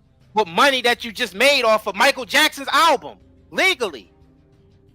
That's the world we headed into, and that's what Tory Lanez did ahead of time before the rest of the industry did. That's why his ass is in jail now. They said we cannot let this man keep doing this shit, and we didn't even get into it yet. All right, because he would have surpassed their ass. He would have surpassed them. Free, you know what I mean? He didn't have the clearance to do that. Nope. So they did all this. They set that. They found a way to set that man up. Him being at Kylie's house and all that. Yep. Kylie, we need you. Right. They said, Kylie, we need no, you. I don't think it happened like that. They just used the situation, to send his ass to jail. Yeah. I don't put a pass. He went up there happy as hell. I cracked the code. You know what I mean? We don't need no more Apple Music. We don't need nobody, no nigga coming to you telling you when to put your album out. If you want to make millions of dollars, you want to make real money, I cracked the code. They set his ass up, man. Mm-hmm. How long after that he went to jail after he dropped that? Right after that. Right after that, the nigga went to jail. Yeah, he ain't even get to spend that damn money. He ain't even get to spend the money. They sent his ass to jail. Fuck his ass up. All right. He didn't get to spend the money before they locked his ass up. Then you think they would have? You think if he didn't go in there bragging, you think they would have messed with him? They still would have found a way to fuck with him. Yeah, hell yeah. You think they still would have F with him? Yeah, even him bragging. Yeah, even him doing that act, being an independent artist and not signing to nobody, which means he was acting alone. They would have still messed with him, bro. Because he would have been telling people within the industry, and they would have just, you know how these niggas run to the feds. You know how these niggas, when they start trying to make progress independently and set up something, one or two of them niggas gonna take it back to the feds. Right, Demetra making him spend it on his legal team. Facts. Yep. Facts. The money he did make, he gotta spend that shit on his legal team. Yep. That's exactly what happened. Yep. That's one of the tactics that the industry use. Facts. Yep, you right, Demetra. You were right about that. Yeah, that's the type tactics that they use. That's exactly what. That's what they doing with Diddy. Yeah, that's what they doing with Diddy. That's what they did with Michael Jackson too. Yeah, Michael Jackson. They make Diageo making that nigga spend all that bread on his legal team. Michael Jackson, they made him spend all that money on his legal team to the point he went broke and had to start borrowing money from other folks. Then they had to start liquidating some of his assets and shit. That's what Diddy did too. He had to liquidate some of his assets, bro. Niggas' own lawyers be in on it. They lawyers be in on it 1,000%, bro. And that's another thing that's gonna be that's another whole thing to the blockchain that's gonna make things easier. You're gonna be able to liquidate assets immediately, faster because it's tokenized. Right. And you ain't gotta do all these papers and shit. You ain't gotta do all these papers and go through all these different banks and go through all the middlemen shit is cut out because of smart contract. Yeah, they don't smart even contracts is an automated system that do all that shit for you in seconds. Yeah, they don't even need to go to banks no more. Right. And that shit is more accurate. So if you literally need to sell a multi-million-dollar home, once it's on the blockchain and tokenized, you'll be able to do that in seconds. You'll be able to sell seconds. You'll be. It's sometimes it take niggas years to sell that shit. Right. And you'll be able to do it seconds because now it's instantly on a global market. You don't need no real estate agent. You don't need shit. Nope. All you need to do is go into the blockchain and click sell and sell that shit, and it's always gonna be somebody to buy it. Right. There's always gonna be somebody to buy it because it's gonna be so much liquidity. It's gonna be so much liquidity that we ain't even gonna know what to do with it. So that means you'll be able to sell that shit instantly and get the cash for it in stable coins instantly. Cause you know how niggas be like, niggas is worth 100 million, niggas is worth $1 billion. That's usually in assets. They don't have the liquid cash. Yeah, they never have. But with the blockchain, once they implement that shit, you can liquidate that shit fast. In seconds. Now that can also backfire because if you get sued, they can get that shit instantly. Yeah, they gonna have to get right. You get sued for 100 million and you only worth 100 million. They could get that 100 million instantly now because they could liquidate all that shit fast. Yep. In seconds. So it's both pros and cons to that. But that's the world we headed into, and we should have been in that world because everything's already been digital for the past 20 years already. 20-something years. Yeah, shit's already been digital. Longer than that. They started the credit card system back in the early 80s. So it was since the early 80s. saying a functional one that was up to be able. I say last 2 decades. Yeah, You know what I mean? right. Because those beginning stages in the 70s Yeah, and right. 80s, that they were still building. Yeah, they were still building and Yeah, testing. they were still building and testing on that shit. Right. It wasn't fully ready to launch, but that shit is fully ready to launch now. Right. And now they incorporating that into social media. So now you're gonna be able to sell assets and shit on like a whole market on social media, bro. When you able to Nigga, buy you're and gonna be able sell. to tokenize your viral videos, bro. Fact, yeah, to viral videos you're gonna be able to tokenize. Facts. That's why the animation we got, we gonna tokenize the shit out that animation we doing. Hell yeah. Hell yeah. Makes sense. Everybody's moving into tokenization, so that makes sense. Your intellectual property, you're gonna want to tokenize that shit. Man, we dropping some real gems on this damn for those of y'all who sticking around and listening, and if y'all apply this shit, y'all definitely gonna be somebody in the future. And that's what it's about. Figuring out where you fit in the vast of this shit. Figuring out where you fit in at. You could be a nigga that's left behind, or you could be a person that's up on it and get ahead of it. But you know, a lot more people gonna be left behind. Well, I mean, that's usually how it always is, because that's how markets are ran. Somebody have to be left behind. Right, it's gonna be a lot more people left behind. But people have to be left behind for other people to benefit. That's just how this world works, unfortunately. That's how the marketplace works, right? Yep. And that's just what it is. It is what it is. Shit. Some people that listen, once the shit really pop off, they're gonna come and they're gonna remember this live stream. Like, damn, I remember them dudes talking about this. I remember them talking about that. This was gonna happen. And it ain't that we prophesizing. We just ain't no fucking prophecy. They literally, the information is literally out there. You could go to pulled it up. Yeah, I just pulled it up and showed go to Chat GPT or Google or somebody and look up the information. It's out there. It's not hidden. Right. Ain't no profit. It's literally the plan. Is literally what they're doing. It's literally direction that the industries are going. Yeah, it ain't got nothing to do with no prophecy or nothing like that. Yo, make sure y'all subscribe to our animation channel too. Facts. We got a lot of hot shit over there, bro. Like you know what I mean? Shout out to y'all that subscribed over there. Shout out to y'all that have been liking the content, man. That shit's taking us places where we beyond, bro. I mean, it's the next phase. You know what I'm saying? That's where the content's going. It's the next phase. Facts. So we tapping into that shit, bro. Yeah, shout out to y'all. Definitely been tuning into our cartoons that we've been doing. Facts. You know what I'm saying? Facts. Shout out to y'all who've been shopping with us. Night and Day Herbals. This is sponsored by nightandayherbals.com. Yeah, I mean, we got natural herbal products, all natural, all organic. You know what I'm saying? Stuff for like healing, stuff for healing. You know what I'm saying? Helping you with your gut. Like we got the detoxes, like the Zeo Aid and the Melanin Splash. We got the sea moss. We got the fruit infused sea moss. That's on sale right now. You know what I'm saying? We got the CBD, which is also all natural. Nothing synthetic is used to grow our CBD. And that comes in the form, we got CBD cigarettes, CBD vapes, CBD pre-rolls, CBD soaps. You know what I mean? And we got soaps and body oils, for natural soaps and body oils. So go ahead and check out nightandayherbals.com. The link is pinned to the top of the chat. And it's being pinned throughout the chat. And it's going to be in the description of this video. Yup, check us out, yo. Shout out to y'all, man, who've been supporting us. Y'all see, we've been grinding for a long time now. You know what I'm saying? We've been grinding for a long time with all of this stuff. The animation, the shop. You know what I mean? Just Google us, fast. Just Google us. 9 Day Network LLC. Google us, shit. You know what I mean? I still don't feel like we got our big break yet. Though. Yeah. Nah.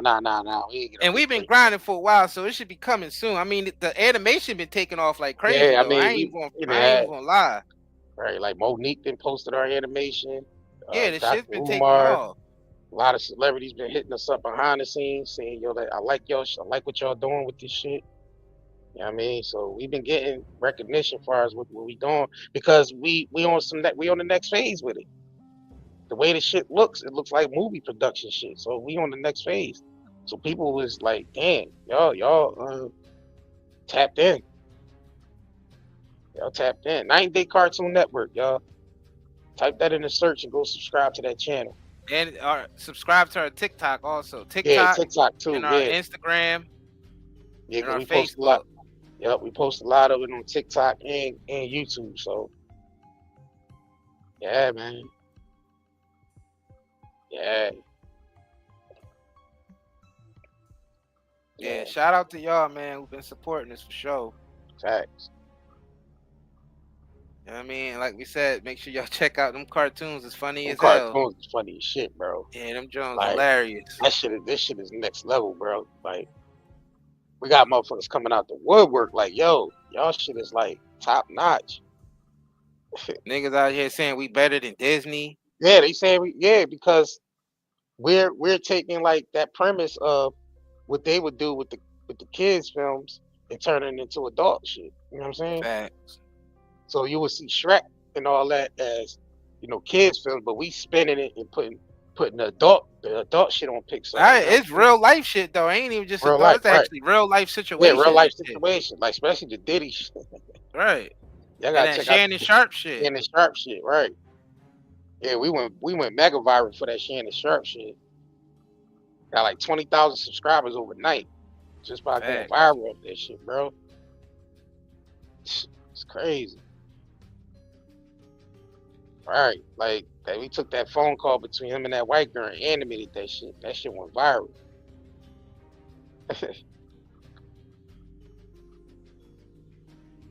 Hell yeah. Motherfuckers are still reposting that joint. People still doing reaction videos to it. Right. Shit's crazy. Yeah, man. But shout out to y'all, man. Like we said, 9dayherbals.com. This video is sponsored by. Man, anything else you want to say to the folks before we get up out of here? Oh, that's it. We said everything we needed to say. Yep. And on that note, we catch y'all on the next live stream. Probably tomorrow, the Diddy trial. So we'll be streaming live again for the Diddy trial. So stay tuned. All right. Peace out, y'all. If you crave nature but still shop online, Night and Day Herbals is your dream come true. Discover premium herbal soaps, shampoos, and CBD products. All organic, all for you. Shop now at nightandayherbals.com.